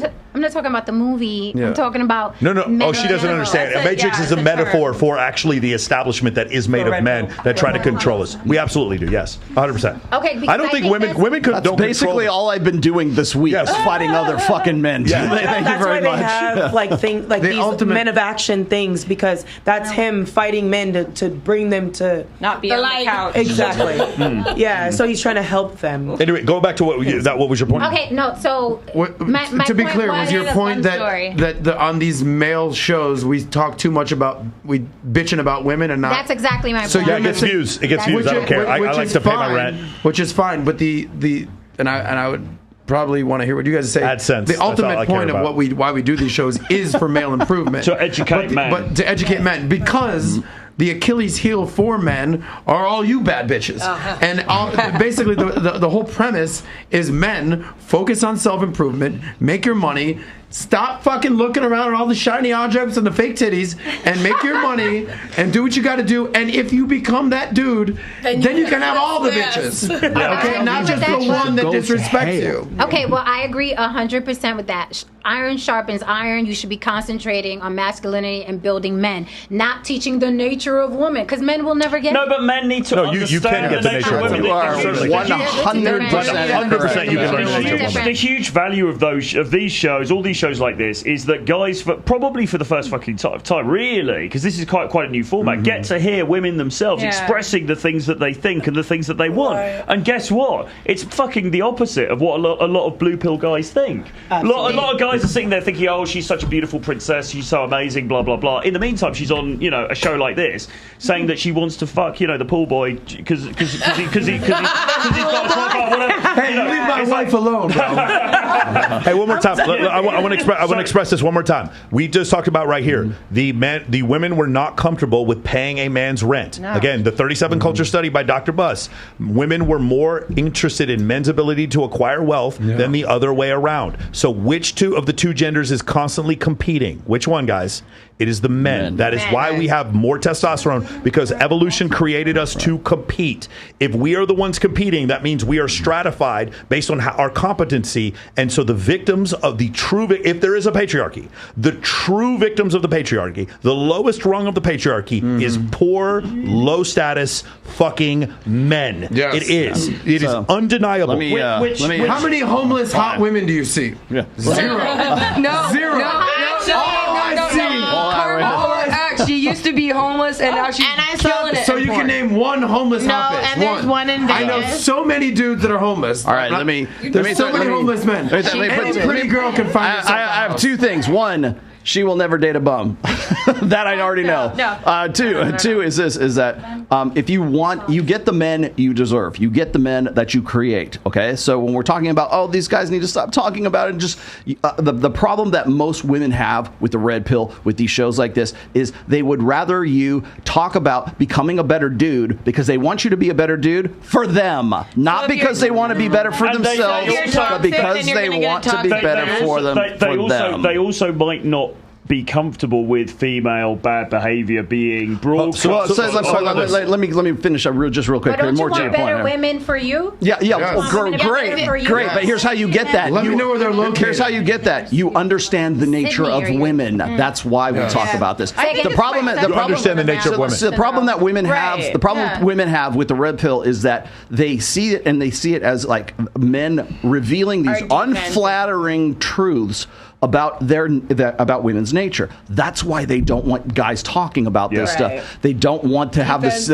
They would rather stay in a position of sort of being mysterious. You'll never figure us out. Fuck that. We have already figured that shit out. That's not my issue. So the other problem is this: is that if guys, women love the red pill when it's guys going, yeah, man, get in the gym. Yeah, man, be on your money. Yeah, man, learn some game. Yeah, have some social skills. They love that fucking stuff. But when it comes to, women tend to love are opportunistically and men tend to love idealistically, or we talk about hypergamy, or we talk about the war brides dynamic. We talk about alpha widows. We talk about anything that is even marginally unflattering to female nature. That's when they have a problem with it. So it's all about, if it's all about like men becoming the best versions of themselves, no problem whatsoever. The problem is you don't get it that way. You get one with the other. You don't get them in separation. It's not pick and pull. Of life. You need us. You need us. There's 26. There's 23 chromosomes. There's 23 chromosomes that fit together and make 23. I cannot wait till we get to the astrology part of this. Michael, tell her about that double helix. Real quick. Kirsten, I need you to grab the microphone. I need you to take it to your mouth, and then I need you to speak. Kirsten, do what you do every weekend. Go ahead. Put the microphone right there. And men are here to protect and provide for us so that we can continue on as a species. Okay, so now here's the thing. I want to talk about this real quick. The arena that each gender competes on is defined by the opposite gender. I want you to hear me out real quick. What about surrogates? Okay, hold on, listen. I know the exception. Okay, no, we're talking about in general. So meaning that women tend to dress the way they do because men find those things attractive and appealing. They do. Then I know some women will say, I only dress hot for me. That's fine. But somehow you got a penis inside of you somehow. I don't know how that happened. But you're only doing it for you. You're not doing it for men. Okay, got it. Whatever. And you do it when you're home alone. You do it when you're home alone. Yeah. Put all your makeup on because you're just doing it for you. You just go to the gym with your fucking makeup on because you're not doing it for men. Yeah, we totally believe that shit. My neighbor downstairs. Anyway, okay. So now here's the thing. So no, he has dildos downstairs. If you want to say, for instance, this is an argument you might get from someone from like say Victoria's Secret. Well, the only reason that we put these Victoria's Secret models up there who are skinny and tall and gaunt and have the features that they do with facial symmetry and hip to waist ratio is because men see them that way and they objectify the women. So what you could say is the argument is the arena that women compete on is defined by men. And if that is the case, then the fucking opposite is true. Which means if you guys are complaining about things that men do, guess why they're doing it? It's because you reward them. I promise you right now, if every woman came together and made a stand and said, we will not fuck any more narcissists and psychopaths, what would happen? Hold on. What would happen? Do you guys understand how natural selection works? If all of you selected against men who were assholes and are psychopaths and narcissists, what would happen to them? This is an indefatigable truth. They would disappear. Yeah. But you don't. But we're toxic and we like toxic men. Thank you. I mean, Hillary just skipped to the final, my final point. Most narcissists are charismatic. Yeah, correct. But my thing is, my point is, I can maybe not all of you, but most of you have gone on a date with a guy who was super fucking nice, and if you rewarded that behavior, then the world would be full of nice 100%. Men. But you left that date. We go for toxic. And you went home and you told your roommate about how you had a nice date and he was kind of fun, and then you went to go my own dick. And then you went to go fuck your toxic ex, and in doing so, Michael, I sucked that dick. Yeah, there we go. You did, she fucks the nice guy, right?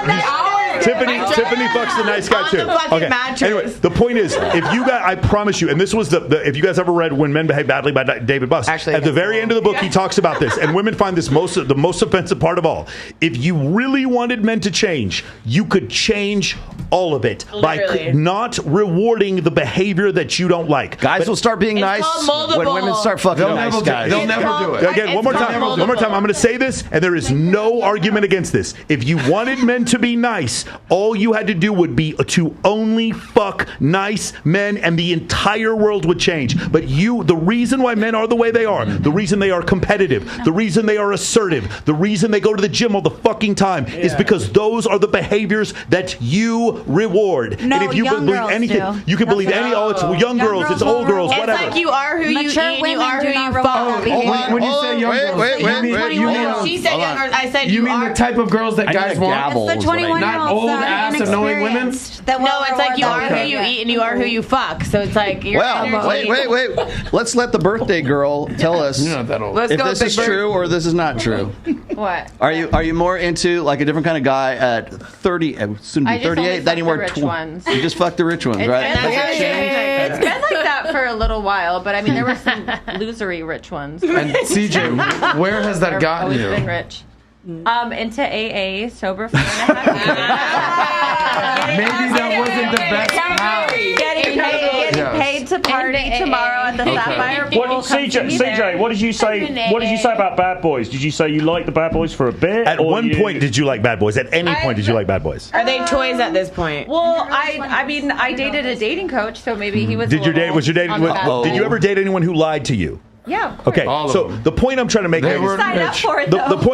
point I'm trying to make is I know ladies are gonna be like, well, he was nice in the beginning. Well, ask your guy friends, because my female friends come to me and be like, hey, do whatever you want, but that guy's gonna cheat on you 100%. Like I have no doubt whatsoever. But you don't want to see it because you ladies, I'm blaming men also, right? OnlyFans exists because of men's weakness. I totally agree with that. I'm not saying that, but women's behavior is defined by what men find attractive and acceptable. But if that's the case, then the opposite is true, and the reason why men do any of the things you're complaining about is because you reward that with sexual intercourse. So you're saying men and women are fucked up? No, it's demand and supply. Women are more fucked up. Women are more fucked up. No, they're both fucked. They're both fucked up. It's they're both fucked up. But doesn't it happen often enough to we can chalk it up to fucking nature? When we are young, we want the bad boy, we want the muscles, and then you age, and then you want to slow down. Everybody goes through that.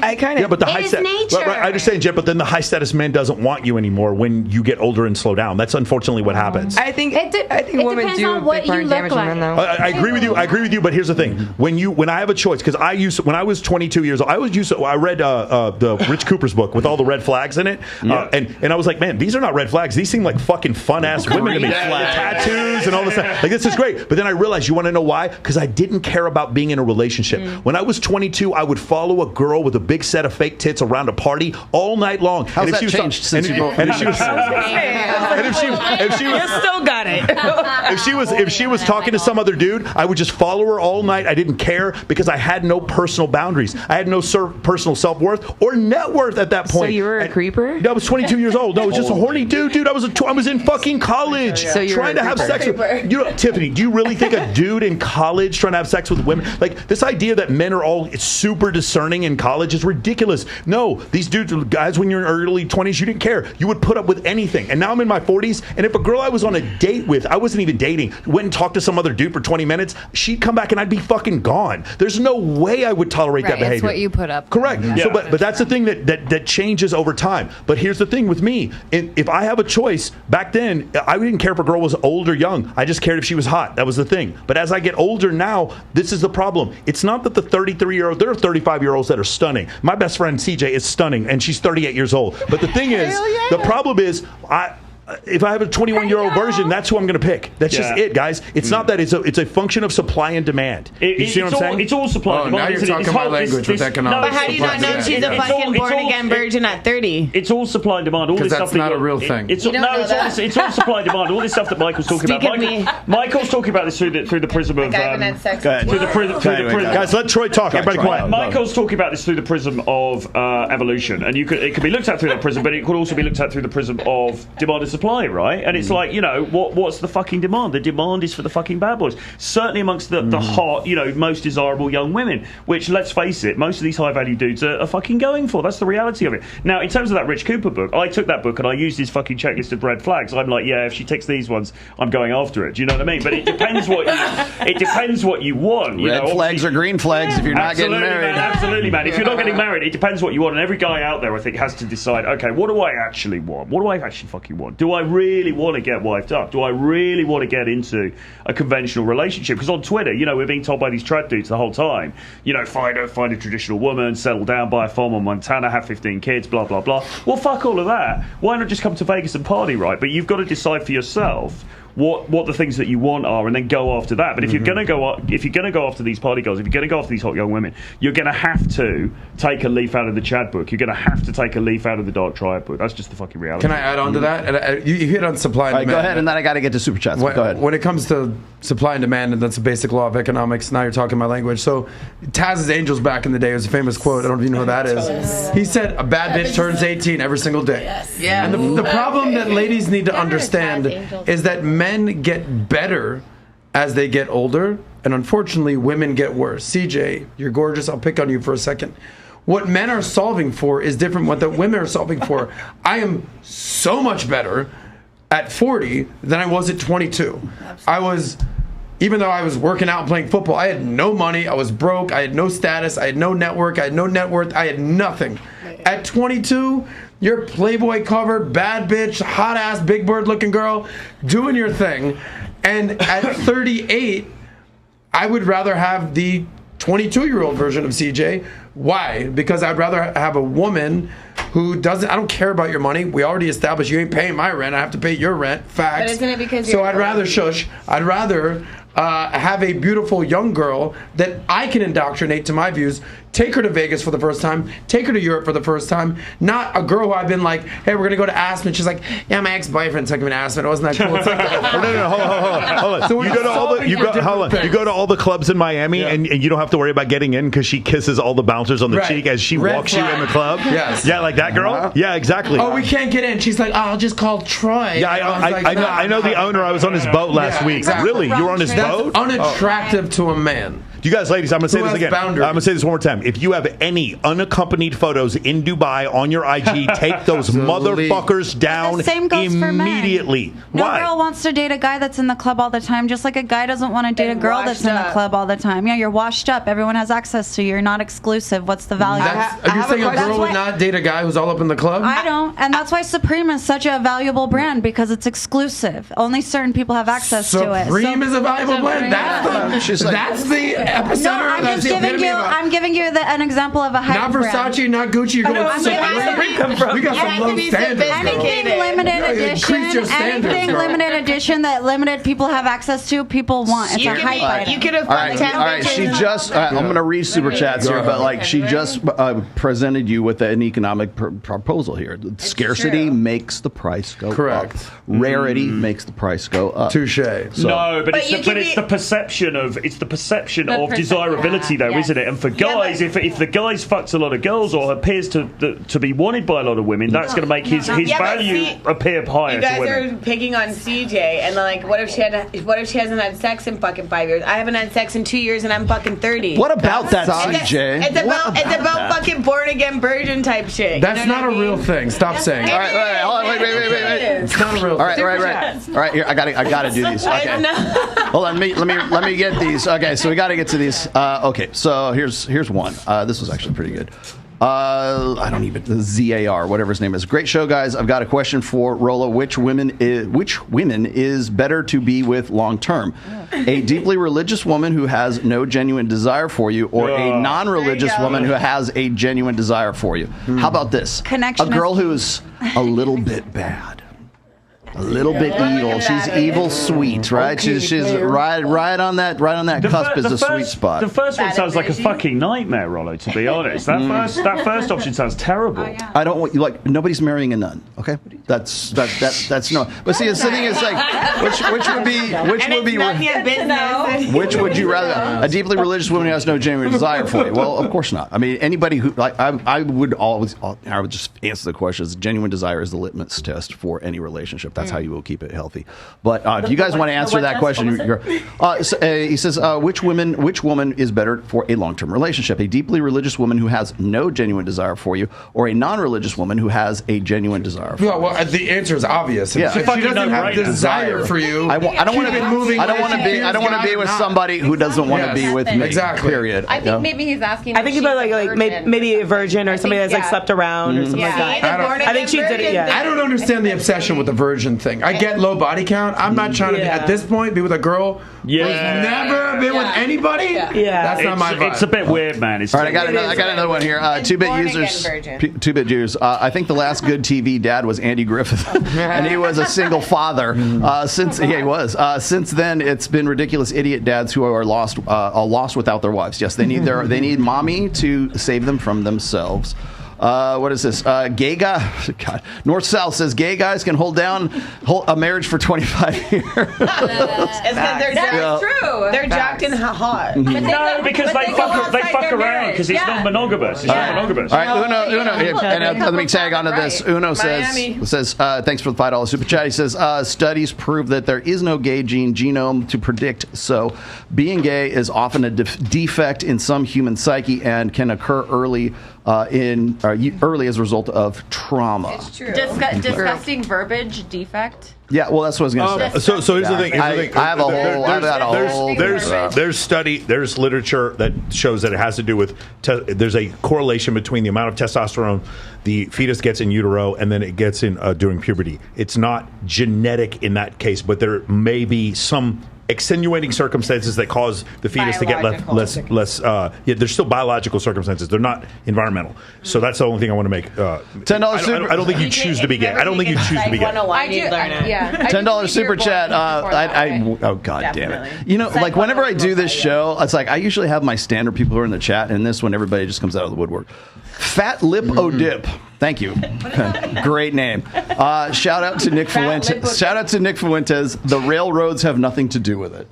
Railroads? I don't know what you're talking about. I do know. I figured that would be something it has to do with a memo that the guy who was running Germany in 1939 wrote, basically saying, do not liquidate the Jays. That's what he said, and it was in his handwriting, and it proved that he was liquidating the Jays. Therefore, there was a nuclear codilla. He says, how is everyone's Kenergy tonight? Oh, Kenergy. I was gonna, hey guys, for his birthday, I'm gonna get him a shirt that says I am Knuff. Have you seen I am Knuff? Yes. I am Knuff. Well, did Kendom? It's Ken enough. Did Kendom relate to condom or no? No, it's just a kingdom. Jen, you have a fan. Black TV says here for Jen only $20. For you, Jen. Hey. Let's see. Okay. Troy Francis is here. Troy can finally take notes from Sartain and Rollo. What did Andrew Tate take from your book? Barbie sucks. I fell asleep the last hour. So here's another one. This was actually a good question for everybody here. Ladies, pregnancy, childbirth, menopause, your period, 1/4 of the year prevents you from being intimate with your partner. Should you make him have other women? Do you expect him to be sexually disciplined? I'd like to speak. I think all men. Okay. Carrie, thanks for your $13 super chat. All men cheat before Save your money. During and after. English as a second language is actually a guys. course. One more time, guys. Go to Grammarly. There's all sorts of places you can go to copy and paste your messages. For some reason, guys, I don't know why you would spend money to have a grammatically incorrect super chat. So let me see. You should hear Natasha trying to read these fucking super chats. Let me see if I can reform the question here. Okay, ladies, pregnancy, childbirth, menopause are things that prevent you from having sex with your partner. Should you make him? No. Would you allow him? Would you want him to have sex with other women? Or to be sexually disciplined. Let me say this. Oh, we'll go around the table, but go first. Okay. I was going to say, none of that stops me from having sex. Especially with menopause. my man. If you're not putting me on my period, I'm not. Can confirm. Ooh, listen, let me explain something to you. Listen, red like that fucking T-shirt. I don't give a damn. I don't give a damn. Thank you, Michael. If it's not a murder scene on the white sheet, it's not going down. And she can bring her friend. She can bring her friend to be a mass murder. It'd be like this. It'll be a mass murder. Red like this Solo cup. It'll be a mass murder. I don't care. Bring all your friends. For the record, for the record, I had a man pull my tampon out. Oh! With his teeth himself. He pulled with his teeth. Did he pull the tampon out with his teeth? But he said, hold on. Because I've seen that before. I was like, wait, because I'm on my cycle. He was like, I don't give a fuck. Cracked my legs, pulled the tampon off, threw it in the garbage, and got busy. Sounds like a classy guy. You better. By the way, Jen, the chat is calling you red pill Kamala Harris. No, was he drinking red wine? There you go. Mortified. How did the red wine taste? I'm just saying, I see a lot You're of the biggest freak here, by far. Wait, let me go around the table. Let me go around the table here. Definitely have the biggest. But before we go over here, I'm going to say that there are at least 2 ladies here with hoop earrings. Just going to point that out. All right, so would you want your man? Hold on. Hey. No talking. What would you want your man to? Would you allow him, or would you want him to go out and have sex? If you couldn't, would you want him to have sex with other women?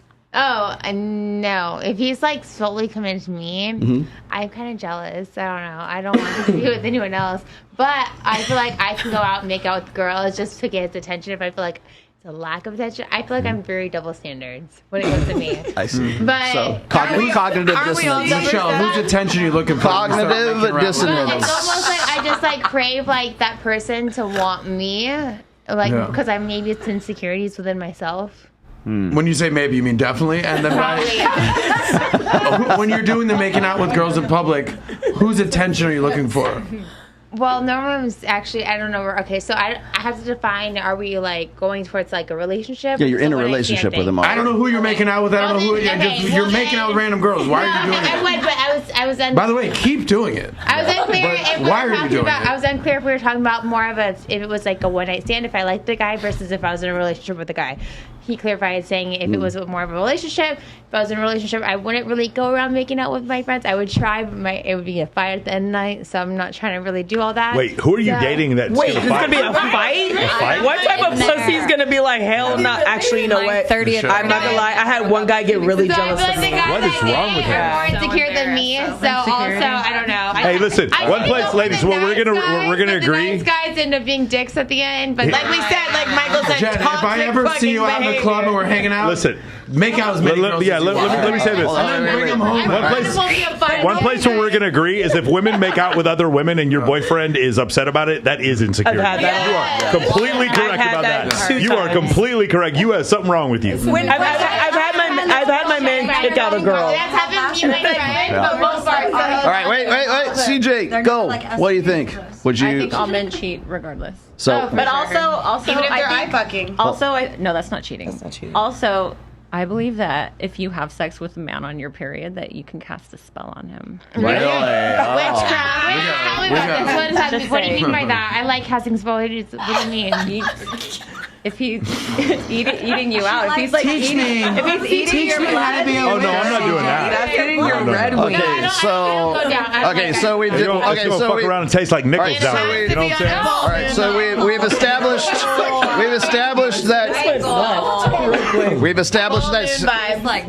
that CJ is a Shark Week sorceress. Okay, Aria. Oh my God. Okay, so 2 different things. Like, one, I actually do spell work, and that's true. Like, if a guy has sex with you while you're on your period, that's spell work. But if you let a guy come in you, that's also spell work. On your period, or just generally? I'm actually not sure how that works. No, behind shit, yeah. So if a guy comes in you, it's also spell work. So be careful, ladies. I have to say something. This is the problem with ladies. But only if the guy believes. Guys, stop. We're gonna go Adam, and then we're gonna go to Hillary. If our guy friends talked like this to us, we'd be like, yo, bro, what the fuck You're is wildin'. wrong with you, bro? You were delusionally crazy. You guys are all like, Yeah, witchcraft. It's like I totally agree and making out. What the fuck is Yeah, this? teach me. It's like shut the fuck Hold on. One Your at a time. friends Wait. aren't looking out for you then. What the fuck is this? Hillary, Troy. I know exactly what it is. What the hell is this witchcraft thing in America, Okay, so- right? I keep meaning Stop talking, guys. Listen to Troy. What the hell is this witchcraft thing in America? I keep meeting fucking girls here in Miami into this fucking witchcraft thing. Why is it so big? because girls don't G-check other I'm girls. Canadian. Like men will G-check other men. If you're like, hey, bro, come on my way. I got a witchcraft. I'm like, Troy, we're not hanging out, dude. We're good. Men of action. These girls are We now do witchcraft. This weekend, we're gonna do a witchcraft yoga retreat in my backyard. That's also the difference. That would sell. That's also the difference in the sex. All right, go. Next. Wait. Okay. Who do we have next? Hillary. Okay, so talking about back to Closer. witchcraft. Microphone. Okay. So you know, like you were saying, like if a guy comes in you, that's also witchcraft. It's only if like you know how like people don't split poles. Like if you go on one side of the pole, that's like witchcraft too. Bitch, what? Like splitting poles. Like if you're walking on one side of the fucking street and there's a stop sign and everybody goes on No, this baby, side. that's superstition. But it's still like witchcraft. Same with witchcraft. If you looked it up, it is superstition. I practice it actually too. Okay. So just like the coming thing in girls' vaginas. How the fuck is that witchcraft if you don't know if it's witchcraft? If you're I just want to say for the record. What year did you graduate from Harvard? I just want to know. I want to see if we have any mutual friends. I'm actually a paralegal, so. Okay. I want to state for the record that if that is the litmus test for witchcraft, we have the high priest of witchcraft here, right? Battle of the witches. What do you think? Battle of the witches. Wait, go. Go ahead, Seth. Here's my 2 cents. I like to share. So I wouldn't give a fuck. I mean, I would probably put in some sponges and jump in too. Yeah. I'm a team player. I'll be like, dude, you know what? Let's hack this bitch together. I'm so confused by you. Half your answers are amazing, but then I have to remind myself she's a porn star, and I'm like, all right, cool. Now let's make it. I got an answer. She can't be I didn't get to smart. go. That doesn't mean she can't be smart and well versed in other topics. Everybody's smart. No, that's exactly what I'm saying. All right, hold on. Wait. Ash, go. I like women. I actually like women more than men, but I want to be with men ultimately. So I would share my man. That's right. And I like to, and I also kind of like to watch. So I guess that's. Can a woman be a cuckold? So, metaphor. Go for it. I mean, like, if I can't, like, or maybe I don't feel like having sex, I'm like, you know what? I'll sit here and drink a little drink while you're doing some things. Girl. I think it's sexy. Absolutely. It is nasty, right? But it's also kind of sexy watching what he does to her because you're like, that's what it looks But like. don't you sit there and cheer her on and be like, yeah, babe, skull fuck the fuck out of that bitch. Hold on, wait. Skull fuck her. All right, wait. Skull fucker. Skull fucker. I cheer it on. What is a skull that it's dirty work. It's sometimes just. She said watching someone else do the dirty work. It's not even that. It's watching someone else do the dirty. 24/7. Let another guy. Kirsten, you got to get closer to the microphone. Pleasure of it. It's not even that I'm thinking of her like you're doing the dirty work. I'm like. I do the work while I enjoy the shopping sprees and dinners and cuddles and the sweetness. And another girl can go to his office during the day and suck his dick, and then he can come home to me and give me all the spoils. Men can separate the emotion from sex. Women Well, you cannot. better be showering in between. Allie. Wait. Do you want a man going down on you all the time?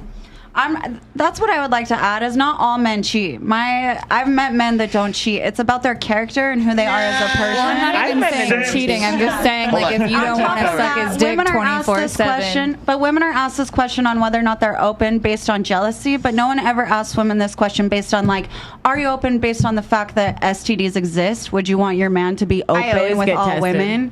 I know, but if you're just letting them fuck anyone, that was the rule. No babies, no to me, CDs. it's not about jealousy. To me, it's like I don't want another woman imprinting her bacteria and pH onto you and then bringing that to me. All right, so you're worried about epithelial. So listen, It's so not about jealousy. you just pick nasty, right? Isn't it nasty? You just pick 5 and you rotate. That's how it works. Okay, that's the way it works. Recycle, reuse. That's how my. Let me read my super chat. All right, as long as I'm the main girl. Mike, go. You got from Joe Hall. He writes brown shorts. I don't know what that means. Jose Martinez, Michael Sartain. Thank you for letting me know about the Barnum fallacy and the Texas sharpshooter fallacy. That came up when we debated Gary the Numbers guy. I got another one here from GD. Is there a relationship dynamic that exists that makes both men and women happy in this new emerging society? No. Marriage is clearly not. Monogamy is clearly not. What is the answer for a man who wants children? That's a good question. I don't know the answer to that. I don't. Like, for me, I feel like exceptionally lucky. Like, I just realized the other day I've hosted 52 bikini competitions, and I found my girlfriend at one of them. Like, what is the likelihood of a normal dude finding a girl that's that attractive? The model that some people are trying to do, and I have friends who want to do this, is, okay, I want to have kids, but I don't want to settle down into domesticity, so therefore I'm going to sort of probably have, I'm going to meet a woman in, say, Colombia, whatever, maybe we have a kid, and then I support that that kid, of course, and I'm there, but I'm not going to be there all the time because I'm still going to be doing my own thing. And maybe there's another baby mama over here and there, whatever. I think we know some high-profile people who are doing that sort of thing. I've certainly got friends who are considering that.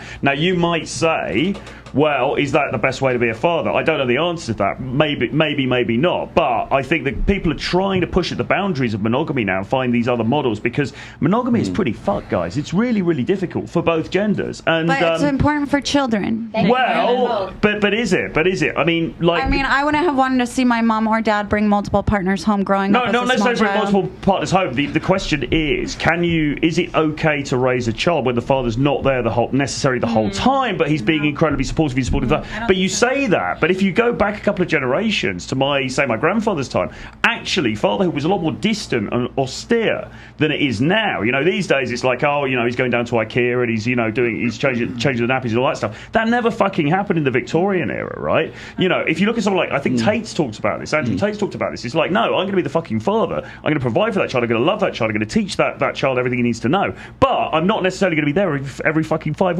minutes because I'm not a woman. Do you know what I mean? The man's role is to go out into the world and conquer and do his thing and make his fucking imprint on the world, not necessarily to sit at home, playing with dummies. You know what I'm saying? But part of conquering things isn't conquering multiple pussy. You can conquer the world and still be faithful. That's the ultimate conquering. That's like having like 6 wives. What is that show called? Like the Mormon people. My sister. The Paula McGee or whatever. I got something to say to what Mr. Francis said. Polygamy. So that's what it is. Nobody's read Rollo's book here but me, it feels like. He writes about the soulmate myth. Yeah, exactly. I agree. I read the whole fucking book. I've read it as well. How many chapters? Let's see, all parts of all 10, including the outro.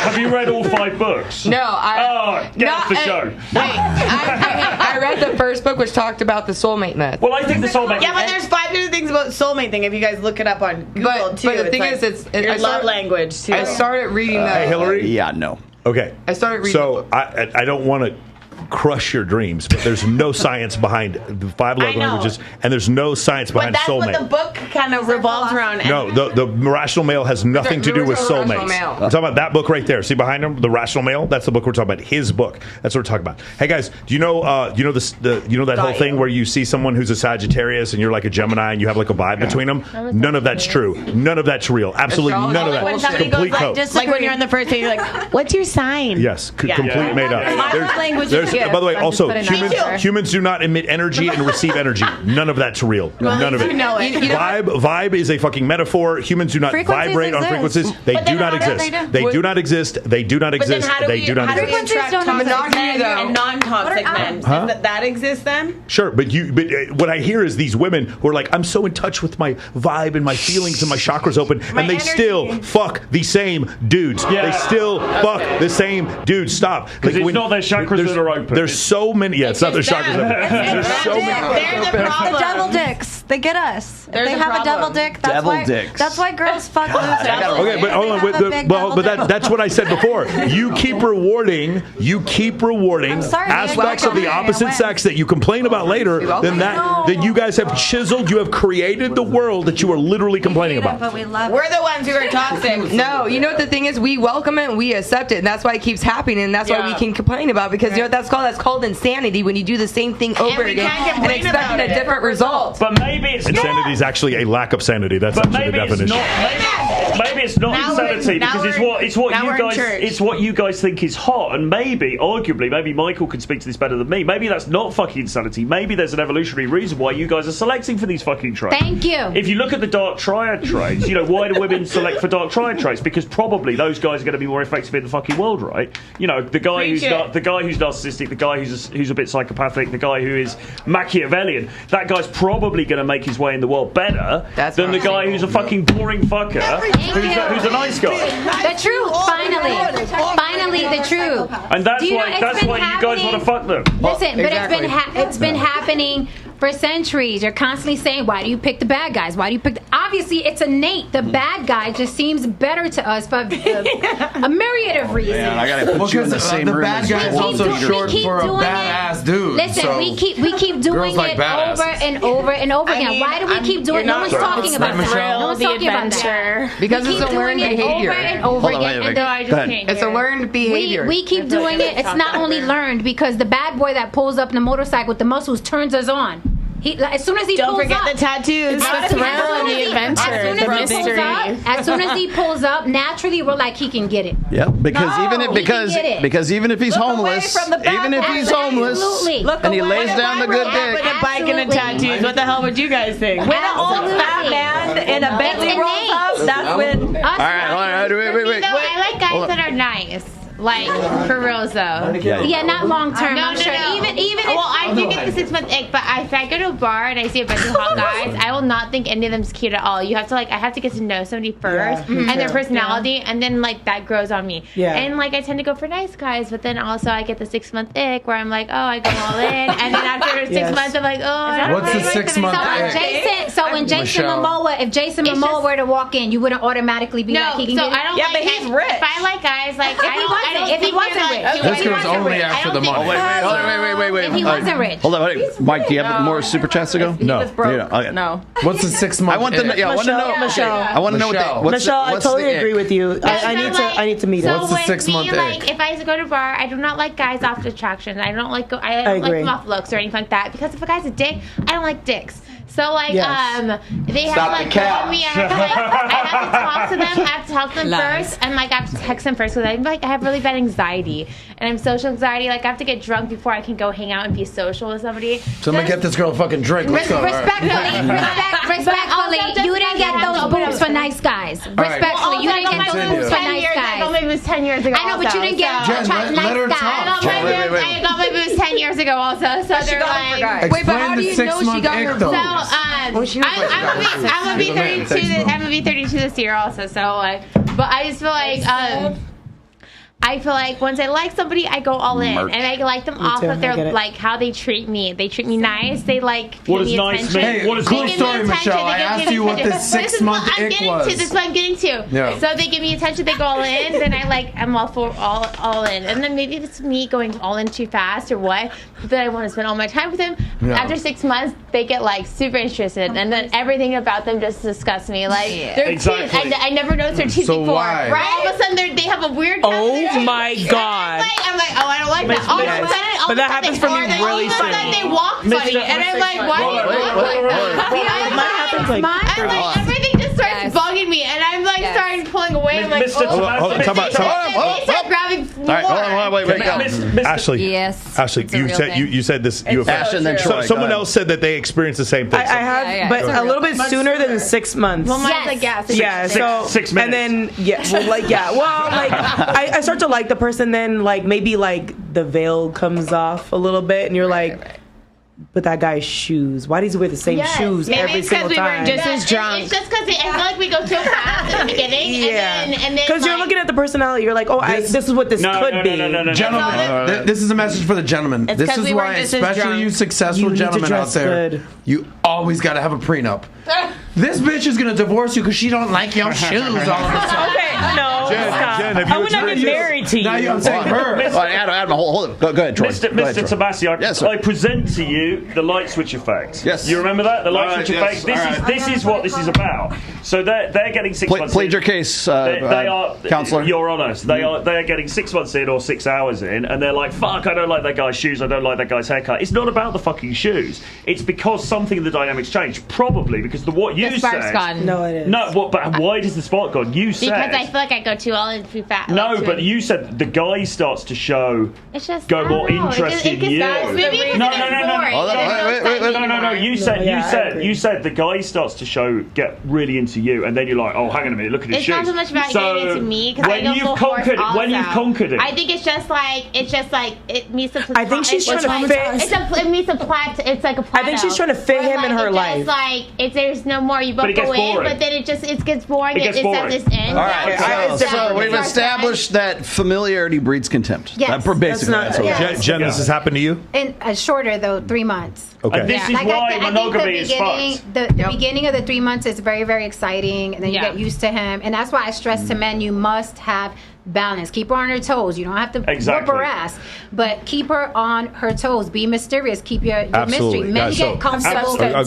Men get comfortable very quickly. They're like, oh, nice girl. Exactly. Ooh, you make me a sandwich. Are any of you ladies married in here? Are any of you ladies married? Tell these bitches Who the to fuck go would to still hell. get married? I don't know who would marry your ass. Real quick. Want to get married. I want to get married. Real quick, So none of you ladies are married? Are any of you ladies in a relationship? No. Remember, I'm a born again. So we're all virgin. taking advice from single chicks who can't keep a man. Hey, let me give you guys a great piece of advice. I don't take advice from single women. You're not single? No.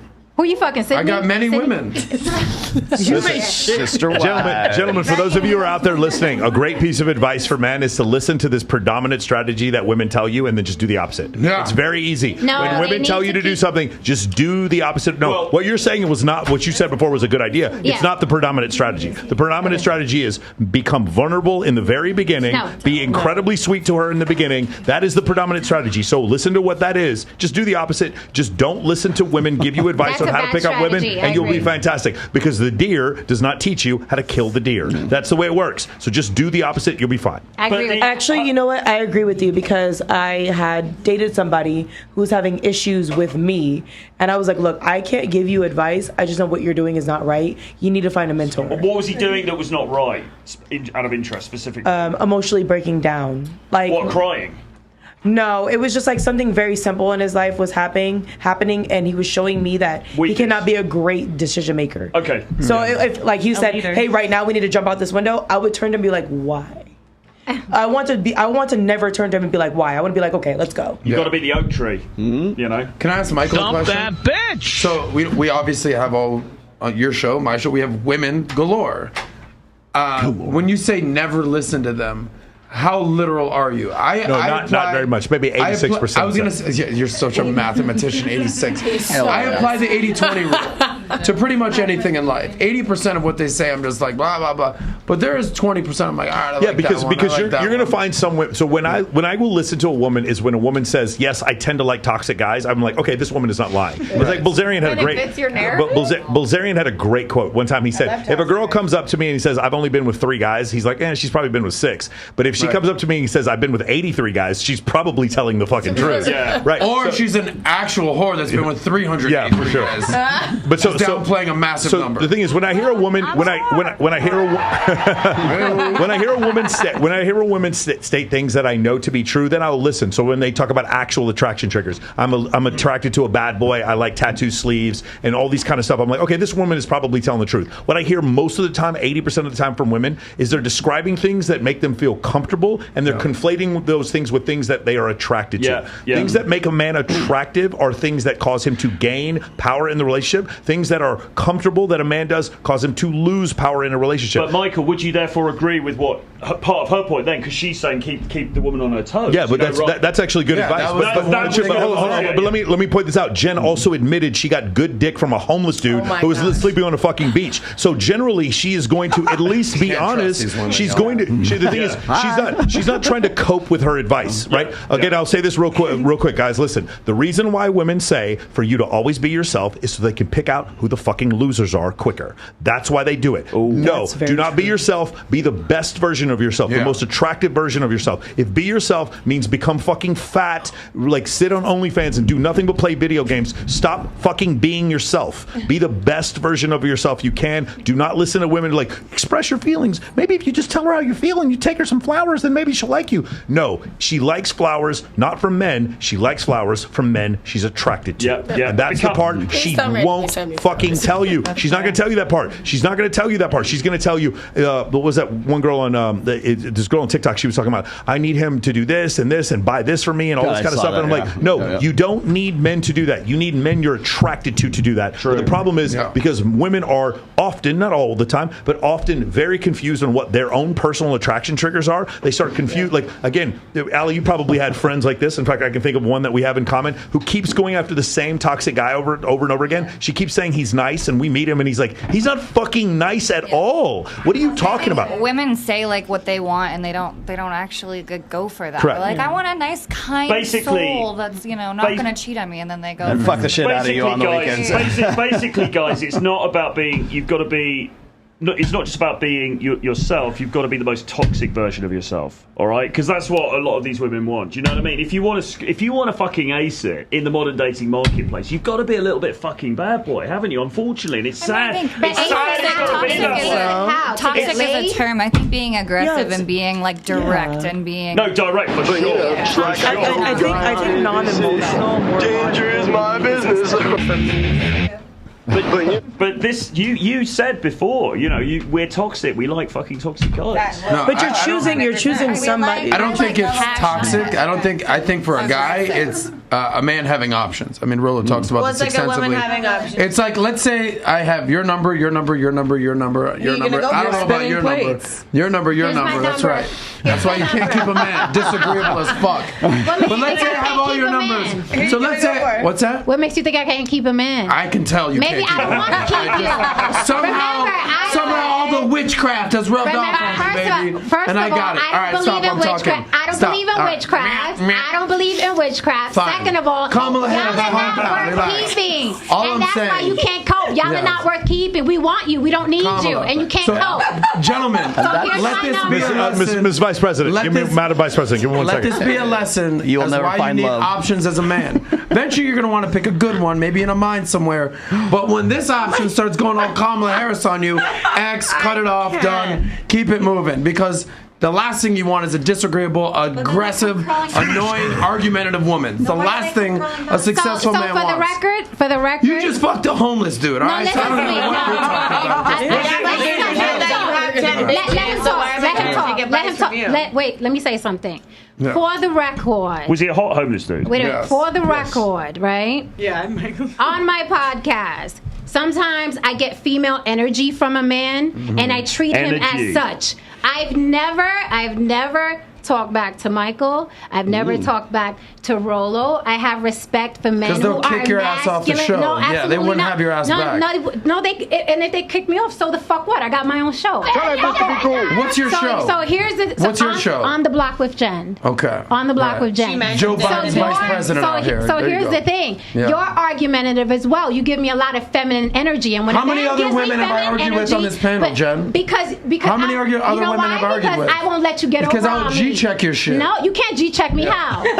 Put the cocaine away. Put the What are you cocaine talking about away. with the cocaine? Okay. No, Put get the cocaine away. now. All right. Hold on. Bring it out, Jay.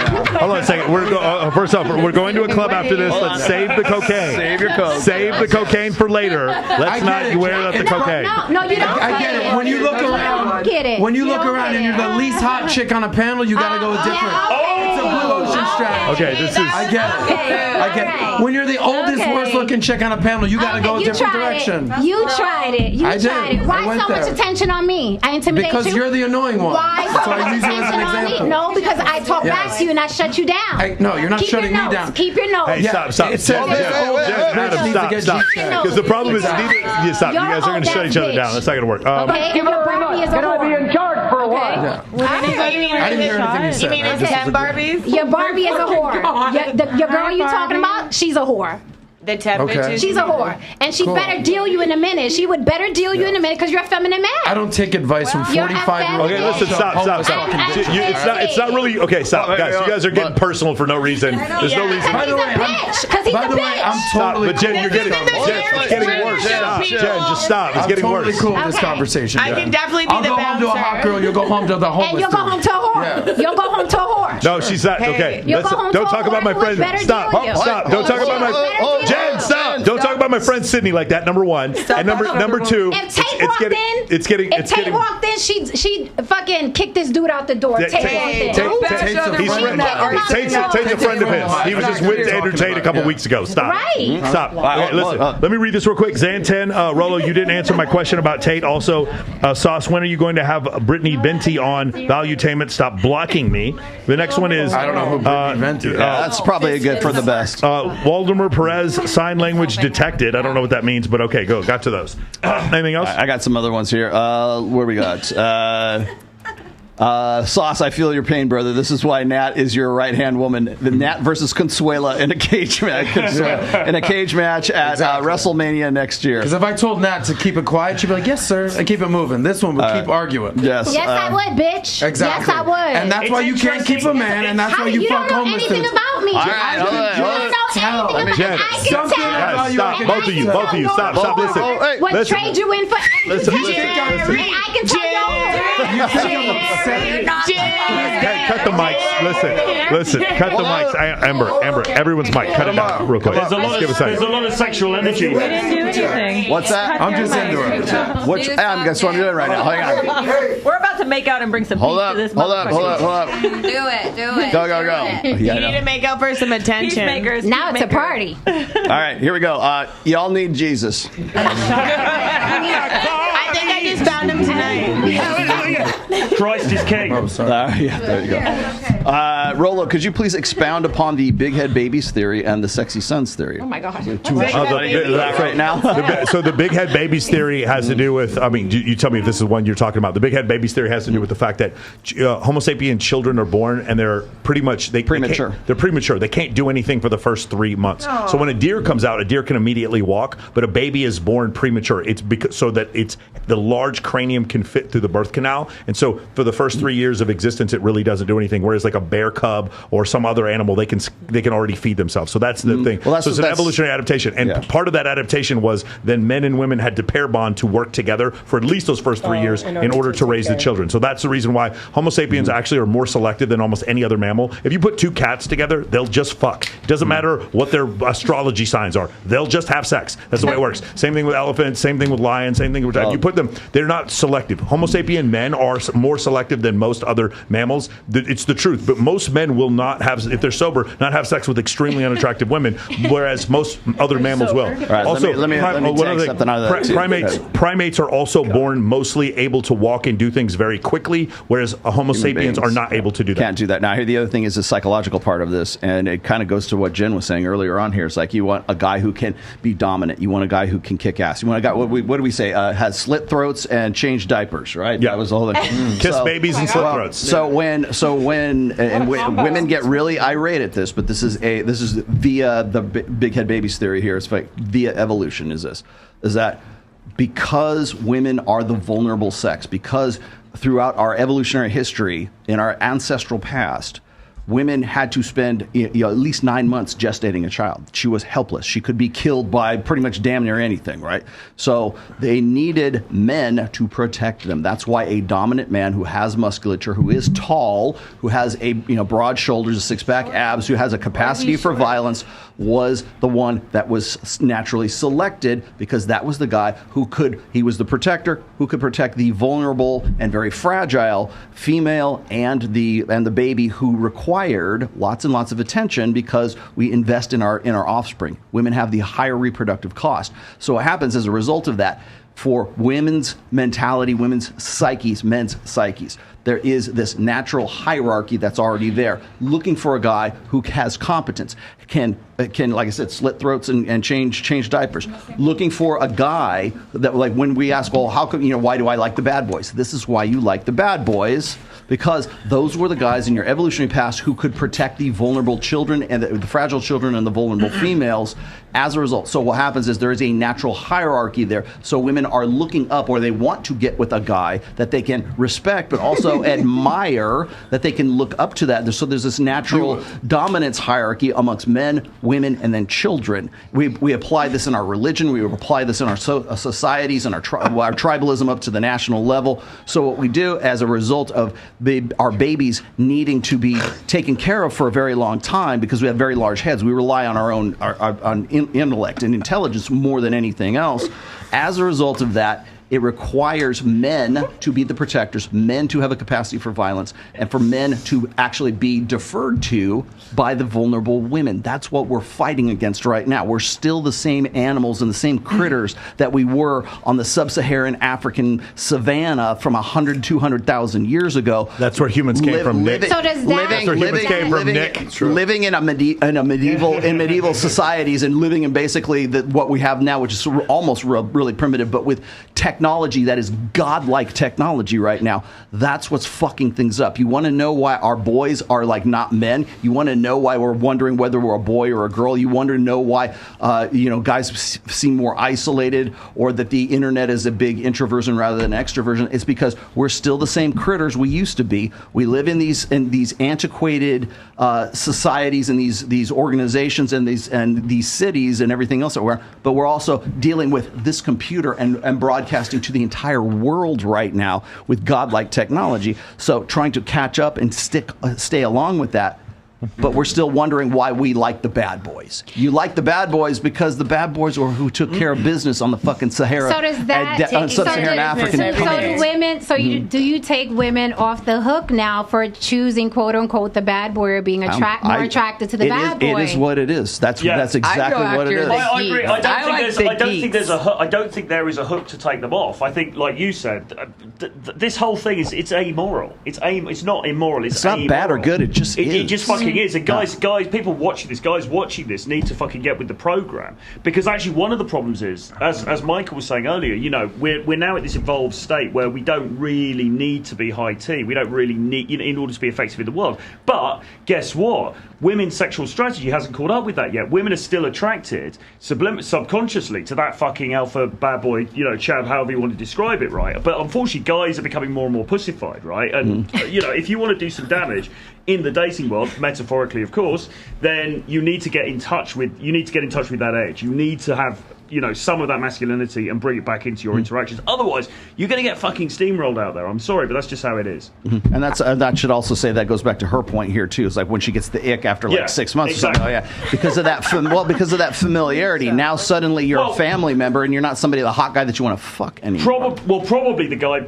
I'm just speculating here. Probably the guy became a bit of a pussy, and he probably became a bit of a pusher. I was like, oh my god, you're so beautiful, blah blah blah. And she's like, oh yeah, I'm not fucking feeling this anymore. Or it was probably the roommate syndrome. Then it goes back to no. What it is probably a 6 month ick or whatever. Then the guy starts to be like you said. Yeah. Oh, I love you, blah blah blah. Well, now the bad boy isn't there. No, it's never a bad boy. Like I like good guys from the beginning, but I think we. But I know what you mean about each other's parents and our families the first weekend. But I know what you mean. First weekend, you're meeting families. No, but I know what she means about.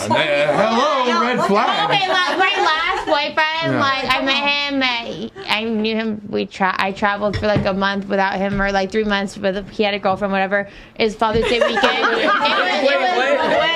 You're spewing red flags. He had a different girlfriend. It was Father's Day weekend. Was he with his kids? No, I went to Temecula to visit my dad for Father's Day, because it was like 3 months past Father's Day. He's like, hey, do you care if I join? And I'm like, well, I don't own the bar. I guess you can join. So he automatically met my whole family like that. He happened to be she happened to be visiting home in Temecula when they met. That's what she's saying. But do you really then the next day we met my mom.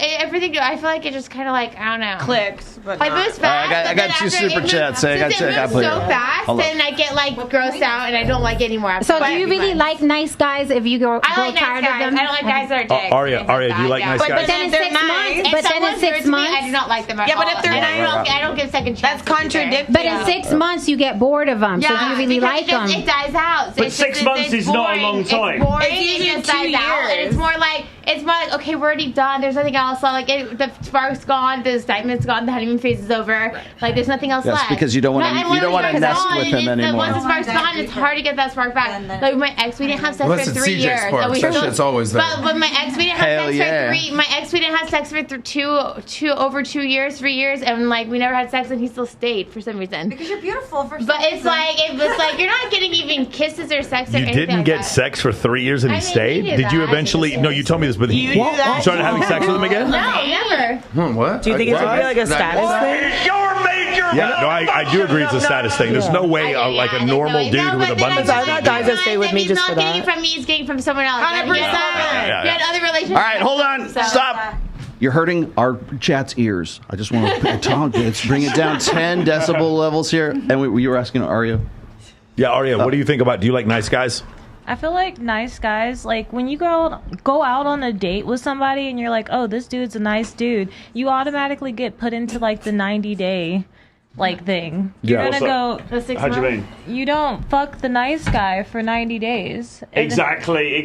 This is fucking. See if he sticks around. Let her cook. I'll get it. I'll get it. Aria, move a little bit to your left. Aria, can you move a little bit to your left? Because women, I mean, sort of. Women break rules for alpha males, and they make more rules for beta males. And that rule is no sex for you until you prove to me that you have value added. They're waiting 90 days for you. This is a common thing. 90 days. Yeah. Waiting period. Yeah. Okay, keep going. So that's like medical insurance. Wait, you said that he wait 3 months to have sex with you? Absolutely. If he's the nice guy. 3 months and someone's waited? Because if there's a dude that you actually want to date, I feel like I think you think in your head you want to follow the rules. I give it up the first day, but like they stay. Okay, so continue. I will bet there's no difference between 3 months and 3 dates. I bet you there's zero. Definitely the 3 months. Wait. Let's let Aria get her 2 cents in here. I mean, just based on my life,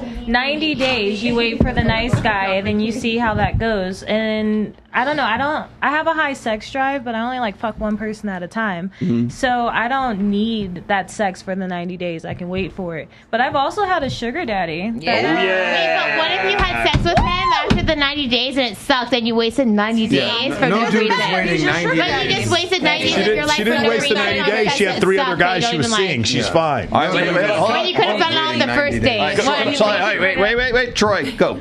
So this is fucking dating strategy 101. So this is why, guys, you've got to present as the more edgy bad boy when you go into these dating scenarios, because otherwise you're going to get put in the fucking 90-day waiting list. No, you're getting put in the dude I just want to fuck. Wait. Exactly. Horrible. That's the horrible, Aria. Dudes you just want to fuck. What a terrible place. Put a 1 in the chat if you just don't want to be in the dudes you want to fuck category. Oh no, that's a disaster, bro. The dudes you just want to fuck. Here's another thing, Aria. When you're in the dudes you just want to fuck category, you know what those guys can do if they want? They can date you for real. Exactly. That's always the way. I'm telling you, it is. Every girl that I have been in a relationship with, very early on, first, second, or third date, we had sexual intercourse. Wasn't fucking 90 days. And then later on, I was like, yeah, I want you to stay. And then they were my girlfriend. That's how it works. We have the option. So this idea of us waiting 90 days, I'm going to tell you something right now, Aria. You're a beautiful girl. If a dude waits 90 days for you, you are going to get bored of him because that guy has no fucking options. Yeah. Exactly. And no offense. Hold on, Troy, give me 1 second. No offense. Aren't you a stripper? Yeah. Who the fuck is waiting 90 days to have sex with a stripper? No offense. It's typically harder to get sex from a stripper. I'd rather have sex the first date. If I find out, I don't like it. if I find out, and I'm no angel over here. I've been with all sorts of women, but Yes, you've made that clear. no, I'm not even like I'm just saying. I've been with any end of the spectrum, as we talked about. All right, No, dude. all right. If I know you're a stripper and you hit me with a 90-day spiel, dude, no, that's not gonna. But just can I just add to my Wait. Why do you have less respect because my title is a stripper? Exotic dancer. Okay, do you want to answer that own question? I want, yeah. I don't think it's an issue of respect. Okay, but go ahead. How about this? I'll answer it politely. Many dudes will bang you. I don't know a lot of dudes that will bring you home to mom and marry you. Because you're an exotic dancer? Yes. A stripper, yes. Why not? The way that I That's see something it, you probably should have thought about before you got on the pole. Hold up. Tiffany. What? A mattress actress. I got something to say about the 90-day thing. So, one, no man that, would actually wait 90 days when he has other options.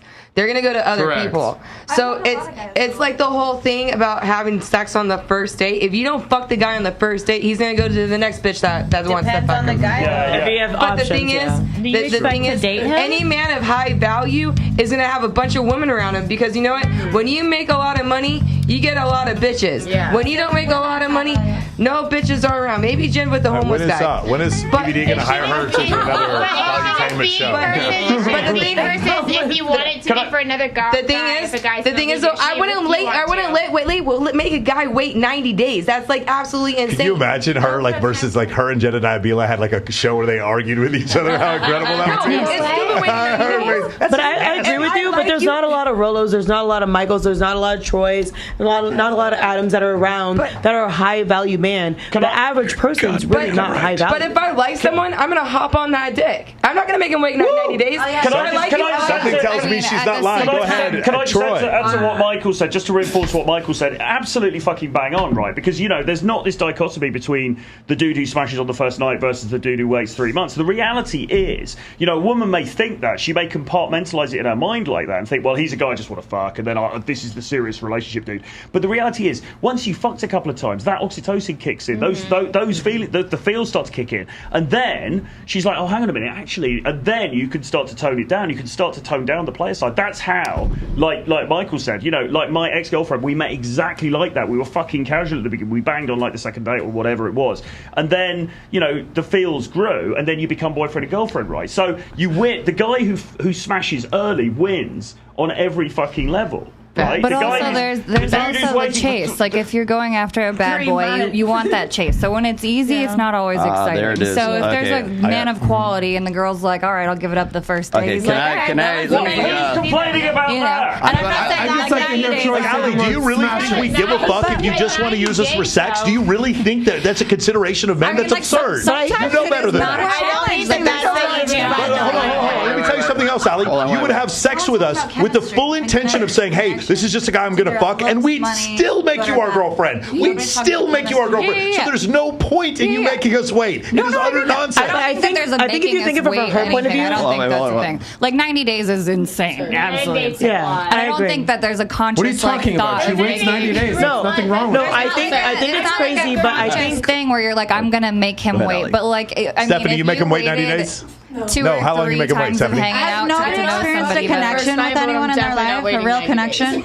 Yeah. But the third date role. Okay, to be the devil's advocate, I do not wait 90 days, but just to think about her, because I was a cocktail waitress in a strip club and I have a lot of stripper friends who have a lot of options, and they see so much bullshit that they really try to weed out the bullshit, and they're like, okay, am I sleeping with this guy because this guy's trying to sleep with me because I'm a stripper and they want to fulfill some type of check mark, or are they sleeping with me because they actually want to be with me? But ladies, let me dispel this real quick. It's never a check mark. Sex is fucking fun. If a guy didn't fuck hold on, stop talking. Everyone stop. Guys, it's never a check mark. There's no notches on the belt notches on the fucking bedpost.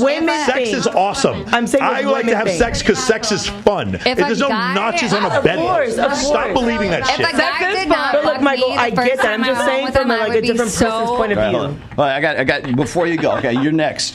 But let me throw this one out there, because I usually right around this time when we have this conversation, I throw this story out there. Okay, so I used to work in wine and spirits. Okay, so I would go to liquor promos and on-premise, off-premise stuff, so martini fest and shit like that. So I have to go and choose the ladies to go out there and be the poor girls and everything else. So through the course of my working in this field, I'm listening to these ladies talk with each other, and one conversation they were having with each other was, would you have sex on the first date, or would you have a same night lay? And one's asking the other, and they're just kind of like, oh yeah, of course I would, or I have done it in the past, whatever else, but not if he was boyfriend material. I would make him wait if he was boyfriend material. Oh, wow. But if he wasn't, and he was hot, and he was, she was drunk, he was cute, and one thing led to another, then she would break the rules for the guy who was sort of the fuck of opportunity versus the guy who is the guy that might make a good long-term guy. They'll make that guy wait 90 days or however long it is. So I'm listening to this happen, and they're both sort of talking to each other and laughing about this. And this is an example of cognitive dissonance.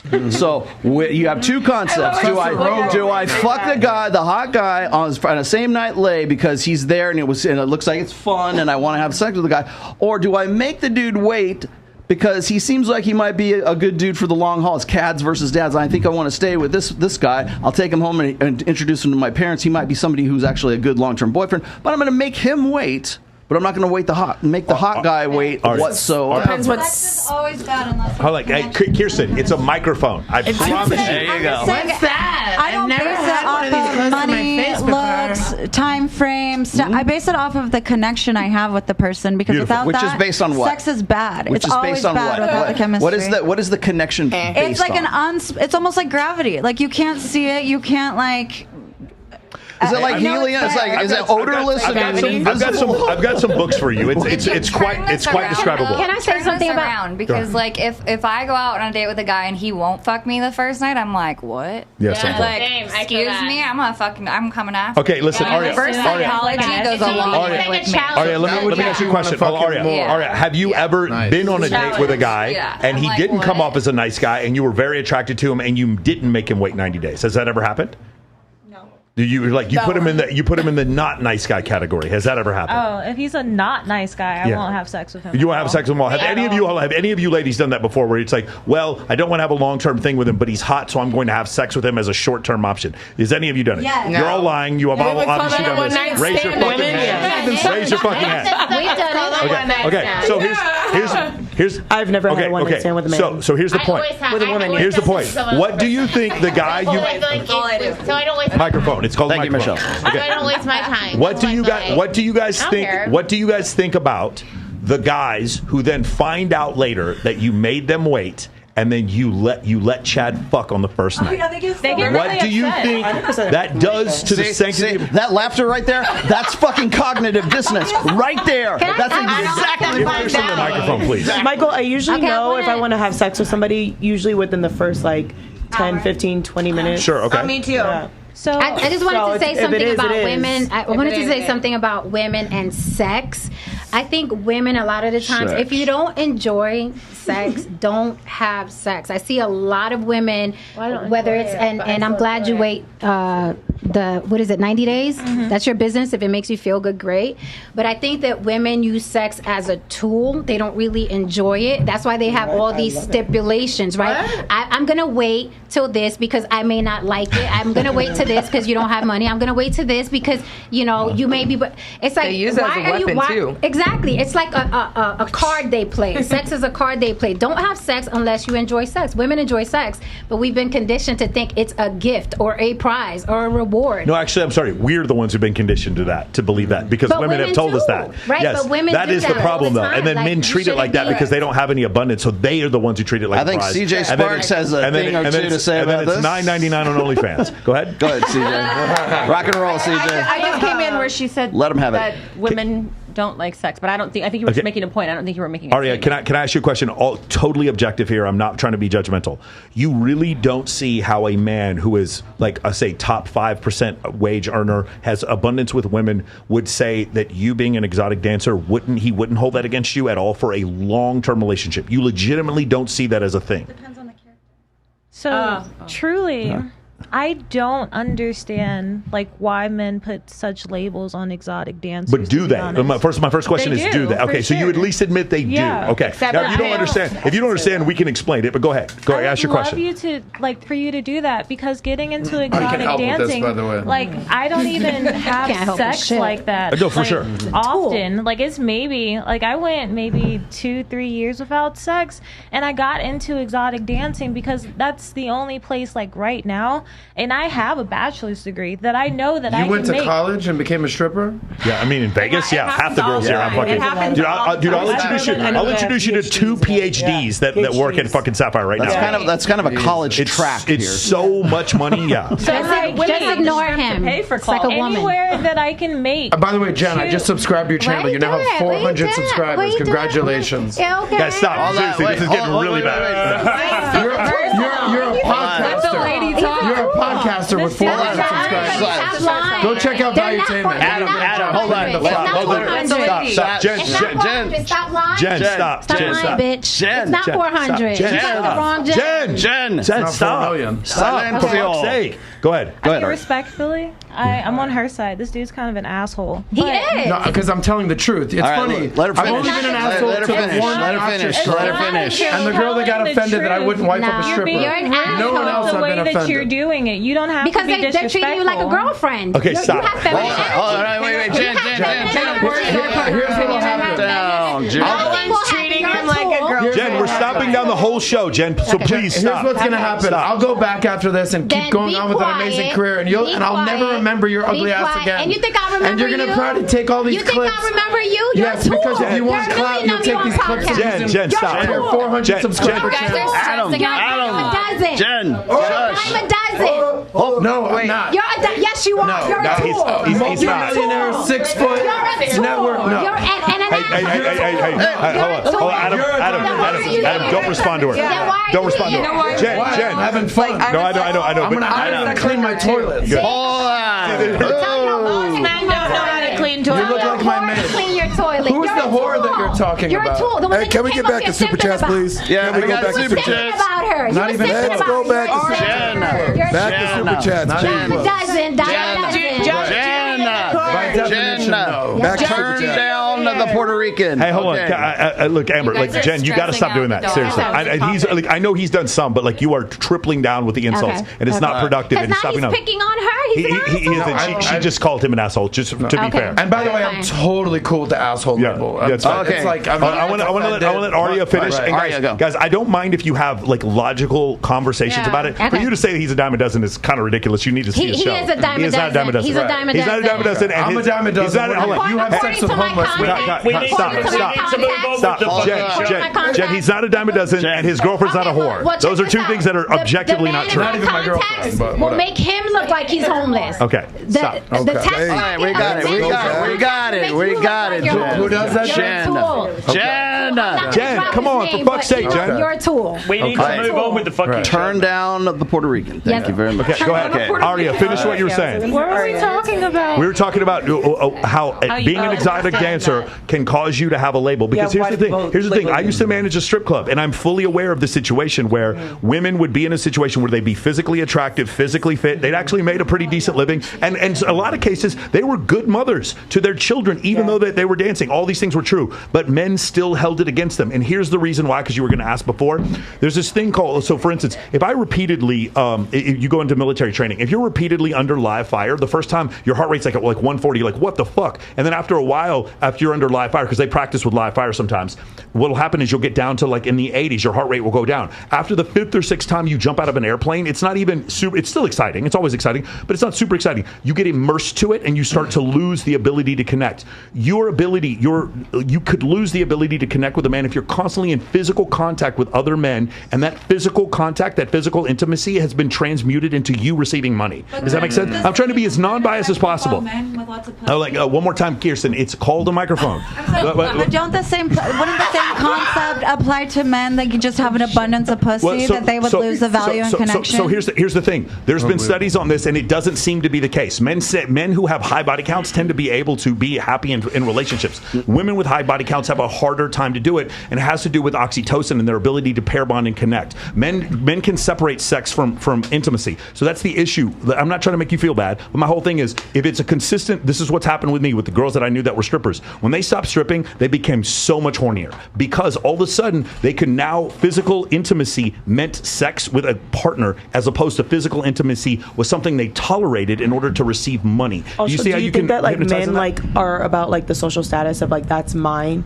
and nobody has access to what mine is? For sure. And when they go and dance or they do like OnlyFans or something like that, or it's like now other people have access to what is mine. I just think it just spoils it somewhat, doesn't it? If thousands of guys, no disrespect, but if thousands of dudes have seen your girl, your wife naked, I mean that kind of just takes the edge off it somewhat, doesn't it? I mean, then what do you think about porn actors? They get married. They marry. But it's hard. But it's very difficult. Just so happens we have a professional here. I can speak on that. I've been waiting to speak on that. So the thing is, when you're a sex worker, I'm very respectful of your profession, by the way. Thank you, much appreciated. So the thing. So the thing is with men and sex workers, it's like, you know, when you're a sex worker, you have to take the tougher skin of accepting what role you take and accept. Because it's a scarlet letter. Whether you do porn, whether you dance and all that other stuff, that's something of yourself you give up. So your selection of men is going to be a lot more slimmer because men want a slut, but they're slut. And the thing is, it's like, you know, some men are freaky. They like girls that are freaky. Like, I'm a very polyamorous woman. Like, I'll go to a swinger party and I'll fuck like half the people there. I don't give a shit. I do condoms. I test regularly, but you know what? Sex is fun. But the thing is like, a lot of people don't think that way either because of, you know, people being indoctrinated, ideologies, you know, influence of friends, television, media, all this other shit.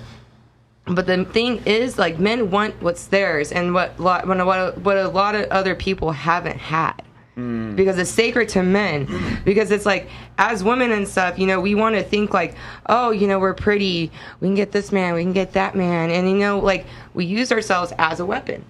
And, you know, men aren't really into that. Men want someone that's a housewife. They don't really like, most men don't want a hoe as a housewife. Me, I have a high mileage vagina. I want a high mileage dick. So I can't even write this shit. But you know what the thing is? You gotta own what the fuck you do. You gotta own what you do because, you know, there's the thing. I won't have respect for an escort that hides what she does. I have respect for an escort that's like, yeah, I'm a fucking hoe, so what? I pay my bills. You gotta own your shit, girl. Okay, that really. While I do appreciate your honesty. Period. I do appreciate your honesty, Tiffany. The issue goes back to the thing is like where the judgment comes from. As men, we get our validation from a different place than what women do. A lot of times with women, bingo. A lot of times for women, their validation is going to come from attention. They're going to get a lot of attention. This is why women can have several guy friends who just give them a ton of attention, orbiters, whatever. And when I worked at a strip club, this might not be the same for you, but I noticed the mood of the women changed as they were tipped more on stage, as they made more money. And when they made less money, their mood would be worse. So they were literally getting attention and validation for their physical attractiveness.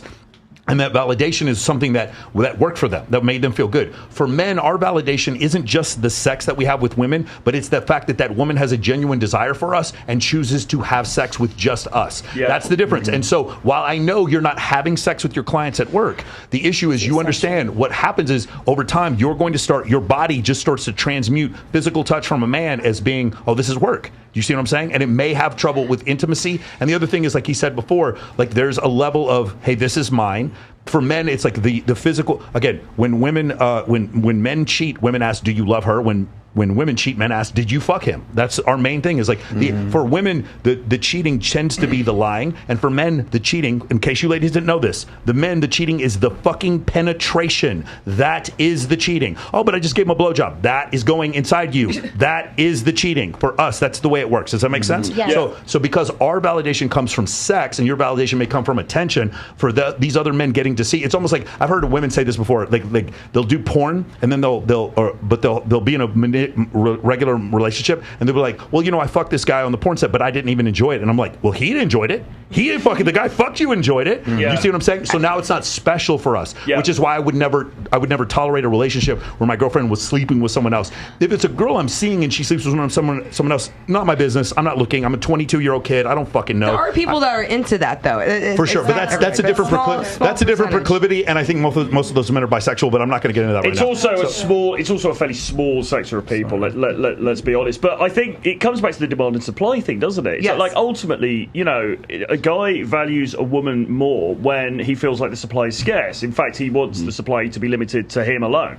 It's certainly during the period of that relationship. Yes. So again, if the woman's been naked in front of thousands of dudes, that's gonna somewhat take the edge off it for a majority of guys. Not for every guy, but a lot of guys are going to feel that way. I personally, you know, it depends what you want. If you're not fucking dating, if you're not looking to get into a serious relationship, as Michael said, it doesn't matter so much. You know, I'm not looking for anything serious. So for me, none of this stuff really fucking matters. But, you know, for those guys who are looking to wife someone up or to get into a long-term thing, it's going to be a concern for many of them. Let me add one thing to this, because I think there's one aspect, and by the, I think we're like, I don't know, is this a coaching strategy? Or is it like, you know? No, it's just Aria's my friend, and I want the best for her, and I want Aria to find an awesome dude. All right, I think Michael hit the nail on the head from like a female perspective. You know, compensation, how money basically is your biggest driver, and how you're tipping and all that. But I think there's one thing that we've left out is, especially if there's the type of guy you want. Okay, now if the type of guy you want is like a successful business guy, entrepreneur, has a company, hangs out with super successful Fortune 500 CEO type guys, all right? Like, so if that's the kind of guy you want, that guy is going to have a very hard time coping and recognizing the fact that, oh, this is my girlfriend, the stripper. That guy's going to have a very hard time with that. I'm sorry if I'm hurting your feelings. But at the same time, it doesn't hurt my feelings. Okay, cool. Yeah. But I'm just letting you know that guy is not going to feel comfortable. He's like, hey, Mom, this is Candy, the stripper. You know, hey, what Grandma. you guys are saying is you want an attractive woman that's high profile and gets a lot of men, but is exclusive to you. No, that's not what we're saying. Yeah, because you want a beautiful woman. Like you want a beautiful woman. You don't think you threw in high profile. She doesn't have to be high profile. Kirsten, most guys would want a girl who's lower profile. I know, but when I speak of a woman being high profile, I'm not speaking career, money. I'm speaking like is a dime, is a model. So would you say physically attractive? Yeah, that's physically attractive. It's not high profile. Yeah, because every guy wants to be with her, but yet you want her to be exclusive to you. Yep. But yet then you guys use your status as, well, this is just a part of life, but then what about your character should come into play? You should also be exclusive to the girl you're with. That has nothing to do with status. That's a totally separate conversation that has nothing to do with this thing. No, because it's a double standard. Do you know why the double standard exists? Because women want men that can protect them. But men don't do that. Men do that. No, but it's more than that. It's more than that. It's more than that. Women want men who've been pre-selected by other women. Okay, and that's why the double standard that you're talking about. That's why it exists, because women don't really want a fucking male virgin, do they? Would anyone here want to bang a virgin guy? You know what I'm saying? I like my dick with high mileage. I do too. I like a motherfucker that knows what he's doing. Yes. But you know, also there's two things. All right. We're dating. I hope that I'm not stripping anymore. Like, I hope that we're getting that was my next point. Most of the time when I see guys start dating a stripper, the first thing they do is like, hey, you're pull them out. Yeah, like I don't want rescue you in you from the this. burning house. Rescue me. I mean, hopefully, but right? It's going to take a very unique type of guy that will be able to even deal with that. And you're Somebody a sweet girl and you're a pretty girl. That guy's going to have. It's beyond secure. Secure is I don't think it's secure, Aria. I think it's a preference. Like, we can have a preference. It's not that we're not insecure enough to deal with the fact that you're stripping. It's that I have other options. If I'm a high status man, every day I have options. Women have other options. Correct. That's why you don't like beautiful women have just as many options as a multi-million-dollar man. Yeah, but how good are those options? But seriously, but you can have. There's hot dog vendors on the street serving you up dick left. Kirsten, I'm not saying that they don't. I don't think they. I do agree that they have options. I disagree with you on how many of those options are high status men that they would be attracted to and would stay for a long-term relationship. I think it is much lower than you think. Much. In fact, we could do the delusional calculator and I can show you. It's about like 14 to 1. Don't want them to stay. The problem isn't getting the man; it's keeping the man. Yeah, that's the woman's challenge. It's so easy to get in. Any one of you guys I can get any man I want. Any man. I can call 5 right now and I can fuck them all tonight if I wanted to. Oh yeah. But can I keep them? No. But you can shoot content with them and make a lot of money. I can make a lot of money. She have a 401k, 4 Airbnbs. She's making that cheese, bro. Give me your name one more time. Money. Tiffany Fox. Tiffany, take a second and really explain what you just said to these women. Because this, I think, is the cornerstone of what these women don't understand. Any of these girls could walk outside right now, and they'd have hot dog vendors trying to serve them a salami. It's no so problem. easy to get but men. how many of these men that they want would keep them around? Forever alone. Exactly. Go ahead. Tiffany, go ahead and explain that one more time for the women. Oh, sorry. I'm okay. I'm comfortable. I know what lane I'm in. And Rollo literally wrote a book about this, about attaining versus retaining. Yeah. Explain I'm sure that half please. of us women know what the fuck she's saying. I don't know about this. And you got the intellect to understand what I'm saying, then you got the intellect. If you don't didn't understand what literally you got to read more books if you don't understand what I'm saying. I totally hear what you're saying. No, he wants you to reiterate. He agrees with you. I agree with what you're saying. realistically here wants to be married and take care of a man? Who realistically wants to be married and take care of a man? If you're married, you have to take care of him. I wouldn't be married, but he'll be taking care of me. Right. No, but you have to take care of him. He needs head on tap. He needs his dinner. He All women want man to take care of them, but what do you have to offer the man to do that? Say it has to go both fucking ways. You can't just be like, oh, suck my fucking big toe. But you said what is he taking? that the woman should focus on keeping the man. Do you not think the man should be focused on keeping the woman? A lot of millennials, the generation does not know how to cook or clean because we have lost the touch. Well, good for you, but we have lost the touch of gender roles. Traditional gender roles because a lot of women don't know how to cook. A lot of women don't know how to clean. When I tell a guy I know how to cook, I'm Italian. I talk with my hands. Leave me alone. But it's like when I tell a man I can cook. Oh, I can cook Mexican. I can cook Italian. I can cook Asian food. I can cook this. They're like, oh my God, you can cook. And I'm like, why is this surprising? Surprising, right? But the thing is, all these women that want like A through Z don't know how to cook. Don't know how to clean, and then not only that, they'll be a terrible mother to raise a child. And the thing is, it's like, yeah, there are successful relationships in porn, without a doubt. I know a number of them. But you know what? That chance of them actually having that perfect person, us being beautiful in the sex work industry and stuff, we can get any guy we want. That's easy. That is so easy. We can get any hot guy we walk up to at the club tonight. But will he call us back? Probably not. And you know what the thing is? It's hard facts. You too. It's not just sex work. Any woman. It's hard to keep a fucking man because men have so many options. A new bitch turns 18 every single fucking day. High value man have options. But just to slightly even the players. Just to slightly play devil's advocate here. Are we being a little bit dystopian? In her case, because there are plenty of dudes out there who probably would. I mean, there's a lot of, let's say, quote unquote blue pill guys out there, right? We're making out like everybody's going to have this super high standard. I think there's a lot of guys, who I mean, she's a beautiful woman, she's intelligent, she's cool, everything else.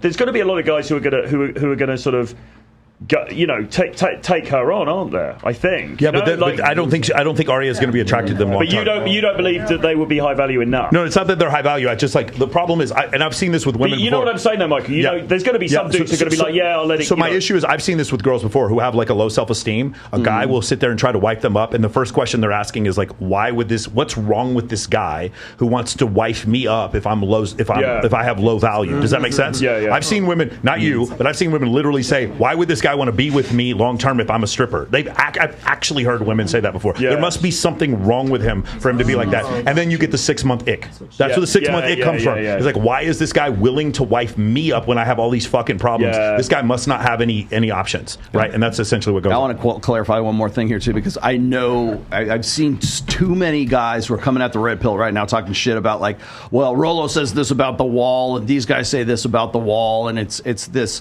idea, and we can actually bring this full circle to the Barbie movie here too, is that women's agency, their primary agency in life is their sexuality, and that has a use by date. Okay, it has an expiration date on it, and that's not for some women it's longer, for some women it's shorter. Okay, so if you let yourself go, if you go, I always say this is the experiment. When any of you go back through Las Vegas airport from TSA to your gate, turn off your fucking phone, put it in your pocket, and look at the people. Just people watch. Go to Walmart. From TSA Go to Walmart. to your gate. That's a good cross section of the American. That's average people. That's normal people. They don't have these problems. They're not thinking about Access Vegas or Fresh and Fit or anything like that. That's fucking normal people right there.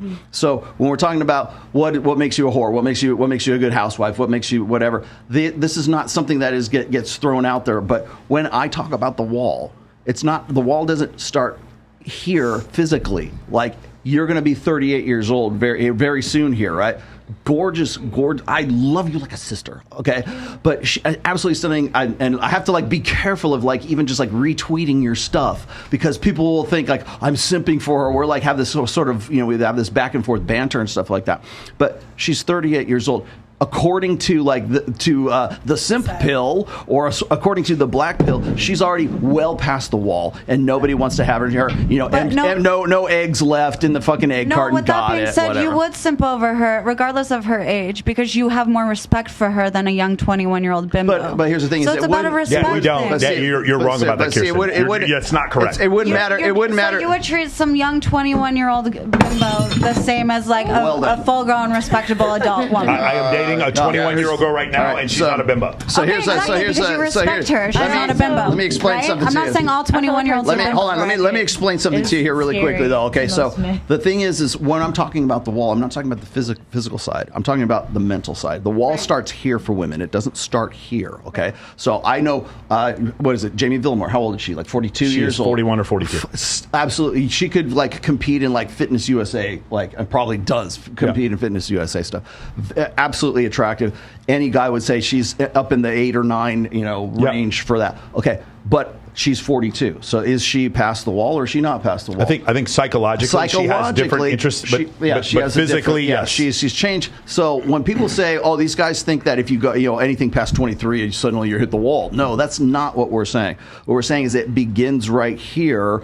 Can the 28-year-old version of CJ compete with the 38-year-old CJ in the same sexual marketplace? And the answer is no, it can't, because men seek beauty and fertility. That's why. Not that you're a bad person. Not that it's a microphone. It's not about personal worth. I think a lot of respectable men look for respectable women, and then there are the categories of men that just want to get fucked by young hot girls that are. It's a good category. The category of men. Do you mean all men? I've met a lot of like doctors and lawyers who are willing to lie to you to have sex with you, Kirsten. That's what's going on. It's their character that they have. They treat women a certain way. When you're truly abundant in something, you don't care about it because it comes to you and flows to you easily. Men say that's why men that just fall into pussy all the time. They're not truly abundant in pussy, or they wouldn't treat pussy that way. Great observation, but completely incorrect in this situation. It's a very nice reframing, isn't it, of the reality? Well, no, it's like astrology. Well, so here's the thing, though. I got you. Thanks, Glenn. But see, here's the thing: is when I think on some level of understanding, on some level of consciousness, women understand that their sexual agency, the things that make them very, very powerful when they're 23, is something that they can't compete with when they are 33 or when they're 43 or when they're 53. And the reason I say this, and I'm going to bring this all the way back to fucking Barbie, is in the Barbie fucking movie. When they're not human and they're Barbies, they're smooth plastic and they don't have dicks and they don't have cooters or anything like that. And that's part of the movie. Just a spoiler alert. Yeah. That is part of the movie until the very end of the movie. And what happens? She gets Margot Robbie gets a cooter, and that is the cherry. No pun intended. That's the cherry on top. I'm here to see my gynecologist. Exactly. And so saying once again, reinforcing symbolically that women's power comes from their pussies. Yes. That's what it is saying. So now do you understand in a symbolic way when we're looking at Barbie, it's basically reinforcing and backing up everything the fucking red pill has said from day fucking one, is that women's primary agency is their sexuality. That's why suddenly at the end of Barbie, she has a pussy. Women are born with their power. Sounds like a documentary. Barbie sounds like a documentary. It pretty much is. It's certainly an allegory. Again, I actually was so interested in watching it because I saw the multiple levels, and I'm like, how did this get greenlit by a studio? That was always what I was asking. And then at the end, it's like it was parody, and then it got serious, and I was like, uh-oh, that's not fair. You can't do parody for kids, fun, neon, fun pink Barbie, fun for kids, and then here we go with the indoctrination. Yes, it's ideology smuggling. That's technical 2 ejection. That's a fucking foul right ideology there. I was asking, is it really a kids movie though? Because from what I've seen, exactly. So to my daughter, like she sees Barbie, she thinks, "Ooh, mom, take me to the Barbie movie." Yes, from what I've seen, and I haven't seen it, but what I've seen in the clips that I've seen, Absolutely not. And I've already told her we're not going to see it. It's marketed to kids. That's maybe a better way to say it. And that's what I'm trying to explain to her. She's like, but it's Barbie. But I get it that it's Barbie, but it's PG-13, right? It's PG-13. It shouldn't be. There's like no profanity at all. There's nothing. There's no nudity. There's no profanity. There's some old adult content, but like themes, but it's like nothing. It's like nobody dies. Nothing happens. We got it. We're at time right now. Okay. I got to get to these super chats. One's from Glenn Lawrence in the back there. Says any woman who supports the Barbie movie is not marriageable. Thank you for your support. Shout out to Rollo and Troy. Sosnick is on fire this show. Mike, I hope you're taking notes from Adam. I am. I take notes from Adam all the time. I take notes from Michael. I take notes from Adam every day. Let's see. Jerry RN feels sorry for the homeless man. Jen probably great. Thank Jen, you. you're never gonna live that down. Got it. Jen has become the man she wanted to marry. You damn right, baby. Yes. You damn right. You're proud of that. And thank you very much. I am well aware that Brittany Venti, the small 26-year-old going on 12, is I'm well aware of her neuroses. Okay. Out of pocket. Sauce, I feel your pain, brother. This is why Nat is your right-hand woman. Okay, we already got to that part. The other one was, I know. This was actually a question for you, Adam. How do you go about picking the show topics for Saucecast? How do we go about? Yeah, We can just go through the news. About who comes on and what the subjects are and the topics are. Yeah, it's finance and romance. So we pick money topics. We pick relationship. Is that like you or like the people at Valuetainment or who else? We have writers. We have producers that help us. Fuck, man! I wish shout we out had to those guys. I wish we had money like that. Writers and producers. We have writers and producers. They send cars for you we too. We also bro. have people that clean janitors. So if there's someone here in a red shirt that's looking for a job, your girlfriend. Your girlfriend. You know exactly what he was going to say. There it is. He's a bitch. Of course he's going to Now I feel like we're the redneck trailer park version of this show. All right, keep going. That's it. You got more? Beautiful. Real quick, Kirsten, what do you think about the show? I'm going to get everybody's opinion. What do you think about the show, Kirsten? I think it's great. Lots of good, controversial opinions. Okay, Yeah. beautiful. Darling Jen, what did you think about the show? It was fun, and I have 4,000 followers, not 400. Bitches can't count. Okay, that's good. Well, I have 4 million, so my bad. There we go. Go ahead. Okay, how many did you buy? I think the show's been fucking awesome, and I think there's a lot to learn here, guys. If you watch this through again, because there's been a lot of gems about male-female dynamics here, and basically, don't be a fucking nice guy. You've got to fucking bring a bit of that into it. That's what it comes down to. I agree. And Aria, your opposite opinion. Go ahead. What do you think? It's not an opposite opinion. It was fun. I had a fun time. Good. I would love to have you back on. Okay. Good to have you, Aria. CJ, happy birthday, honey. Thank you. In my opinion, there was too many people. There's too many people. Okay, we'll do it. Yeah. Hey, can I be honest with you, Nobody guys? in Be honest with you. particular, just- Always 3 girls bail every single episode. You have to overbook. And you have to overbook, and then nobody bail. I know, but Allie, I knew you weren't going to bail. That's why I wanted you. And I also highly respect your opinion, Allie Adams. And I think also dogs should always come too. Yeah, we should always have the dogs. I'll bring mine next time. Yeah. Michelle, Brittany Martin, what that is what do you think officially about the show? shop dog of It's my Access second Vegas. time on here. I like it. It's fun. The first time I got a little talkative and a little drunk, but this That was time perfect. Not as talkative as Gia Mia did. Oh my goodness. Tiffany Fox, what do you think? I always have fun giving my 2 cents. Yeah. Oh yeah. I thought you did really good. You had a lot more knowledge than what I was expecting. Yeah, you're a very unique character, by the way. I love being the one that surprises people, because people are like, oh God, she's a porn star from California. Tell us more. Do you have an OnlyFans? Do you have an OnlyFans? I'd love to have you on my show. I would love to come on your show. Oh. But I live in Miami. You like to come? Come on your Oh, show. you live in Miami? I live in Miami. So you have to come on my show. I would love to come on your show, sir. We're gonna come all over everybody. He means appear on the show. He means appear on the show. It's whatever. He said he knows exactly what he said. Okay, Hillary. What? Hillary. This was fucking fantastic. It was my first time. I was a little bit nervous, but here I am. Okay, beautiful. Ashley. She was very nervous, but she was the #1 person to add her 2 cents. It was amazing. Thanks, y'all. I was like, you're awesome. Oh, thank you. Yes. Adam in the Likewise. home. Mr. Sosnick, tell me, how was your experience? I would say that it's a lot more fun not hosting the show. Isn't it? And just because as a host, you can't really tell these girls what's up, because you want them to come back again. Of course. Right? So like the young lady Michelle right here, like if you had something that you wanted to get off your chest to her, you might not say it because you want her to come back because you want to have girls. But I don't give a fuck who comes back on this show. Yeah. So everyone in the chat is like, Adam is savage on this.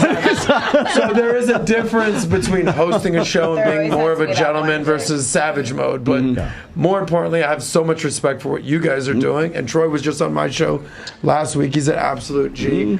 And congratulations to you two. Number one podcast in Las Vegas. Let's go. Thank you very much. Thank you to the 1,500 people that we're on 3 channels right now. The 1,500 people that are watching still at this point at 3 hours. Nice. Yeah, not even a year later. Yep. Can I give a quick plug? Sure. So if anybody out there in the chat is a fan of Valuetainment, we're doing a massive event at the end of the month, September 1st in Miami. It's called The Vault. Tom Brady speaking, Mike Tyson speaking, PBD, Patrick Bet-David, myself, Squad. Maybe Michael Sartain will show up. And, really? I can't believe I'd be invited to that. That'd check that out, guys. It's called The Vault, and we put it on at Valuetainment. Check it out. Beautiful. Depends on what you mean by come. Okay, ready? Stephanie. I thought it was amazing. I'm proud of everybody for actually speaking up and saying what they feel, but I was much more talkative than other times. A lot of people tend to sit back, so proud of you guys. Cool. Ali Adams. I love it. It's my second time on here with you, and I think it's great. I think more people need to debate topics like this. I think it opens people's eyes from different views, and you learn a little bit. Awesome. Rollo? Penny, what did you think? She got stressed. You guys stressed her the fuck out. You stressed her out. She's like, I ain't ever coming back. What's that? The emotional support dog. The emotional support dog, yes. We finally got a shop dog for Access Vegas. Fresh and Fit have Hero, and I guess we needed one. So, anyways, I think it's about it. We're doing good. I've got Rule Zero is on Saturday at 11:30 a.m. Eastern Time. Was it? Tomorrow, 1 p.m. Yes. I was going to say, on my channel, we're going to be doing a sort of a Rule Zero, like unplugged or after party, I guess, at Jabrizi Studio, or Red One Studio now. And we're going to have Red Pill Thor. We're going to have Troy here with us, and who else is going to be on there? And you, of course, and myself. So it'll be what 4/10 of Rule Zero will be on. Mike, you're free. What time of the day is it? It's going to be when you wake up. When I wake up, so when 4 you wake p.m.? up, It's going to be at 4 p.m.? At 4 p.m. Is that what time you wake up? Yeah. No, I should also I get say all sorts of weird texts to me. I'm waking up at 6 a.m. This guy's texting me. I'm like, we now have exclusive access to the studio that's at the apartment now. So that's we're going to be doing a lot more content Shout from out to there Glenn as out well. there. And it's great, man, because it's got it's basically an apartment, and it's got a place to do shoot content all over the place. There's just like a bed in there. Yeah, the bed is like right now. Yeah. Yes. I'll tell you what it is later. We don't want to dox ourselves. You'll love it. We're not going to dox ourselves. We're going to bring you there. It's not in Tahoe, is it? No, but you should come up to Lake Tahoe. And by the way, I invited everybody else. If they want to come to Tahoe, they can. I'll be in there. You kicked me out. Oh, and we are. I want to stay at the house with everybody. I know. You got to stay in the bunk bed, though. Okay. That's fine. I already said I would. All right. So we will be back on the 17th. Yeah, so we're Thursday going to do Thursday the 17th. We're going to do this again. One more time, guys. If you are interested in coming to Babes in Toyland charity at On the Record, it is going to be for Foster Friday Foundation. That is a charity that raises money for all the homeless animals in Clark County. It's all right. I'm going to be hosting. We're going to. Can I? We're going to be doing. Sorry, I just saw something that came unseen. We're going to be doing that on the 24th. On the 25th, that next day at noon or at 1 p.m. is going to be the final preliminary for the Girls of Summer bikini competition, $60,000 bikini competition. If you guys are interested in coming to that, please let us know. And then the finals, we will do another September 7th, Access Vegas, and then September 9th will be our finals where we give our winner $6,000. Before we end the show, I have to a moment of silence, please. A moment of silence. I can't believe we're reading show some respect. Japanese porn star. This just in. Japanese porn star drowns in semen while filming a bukkake scene. There you go. There is a tragic sense of grief today. Good night. Japan's all done. Good night, people. Good night, everyone. Note that. Goodbye. Next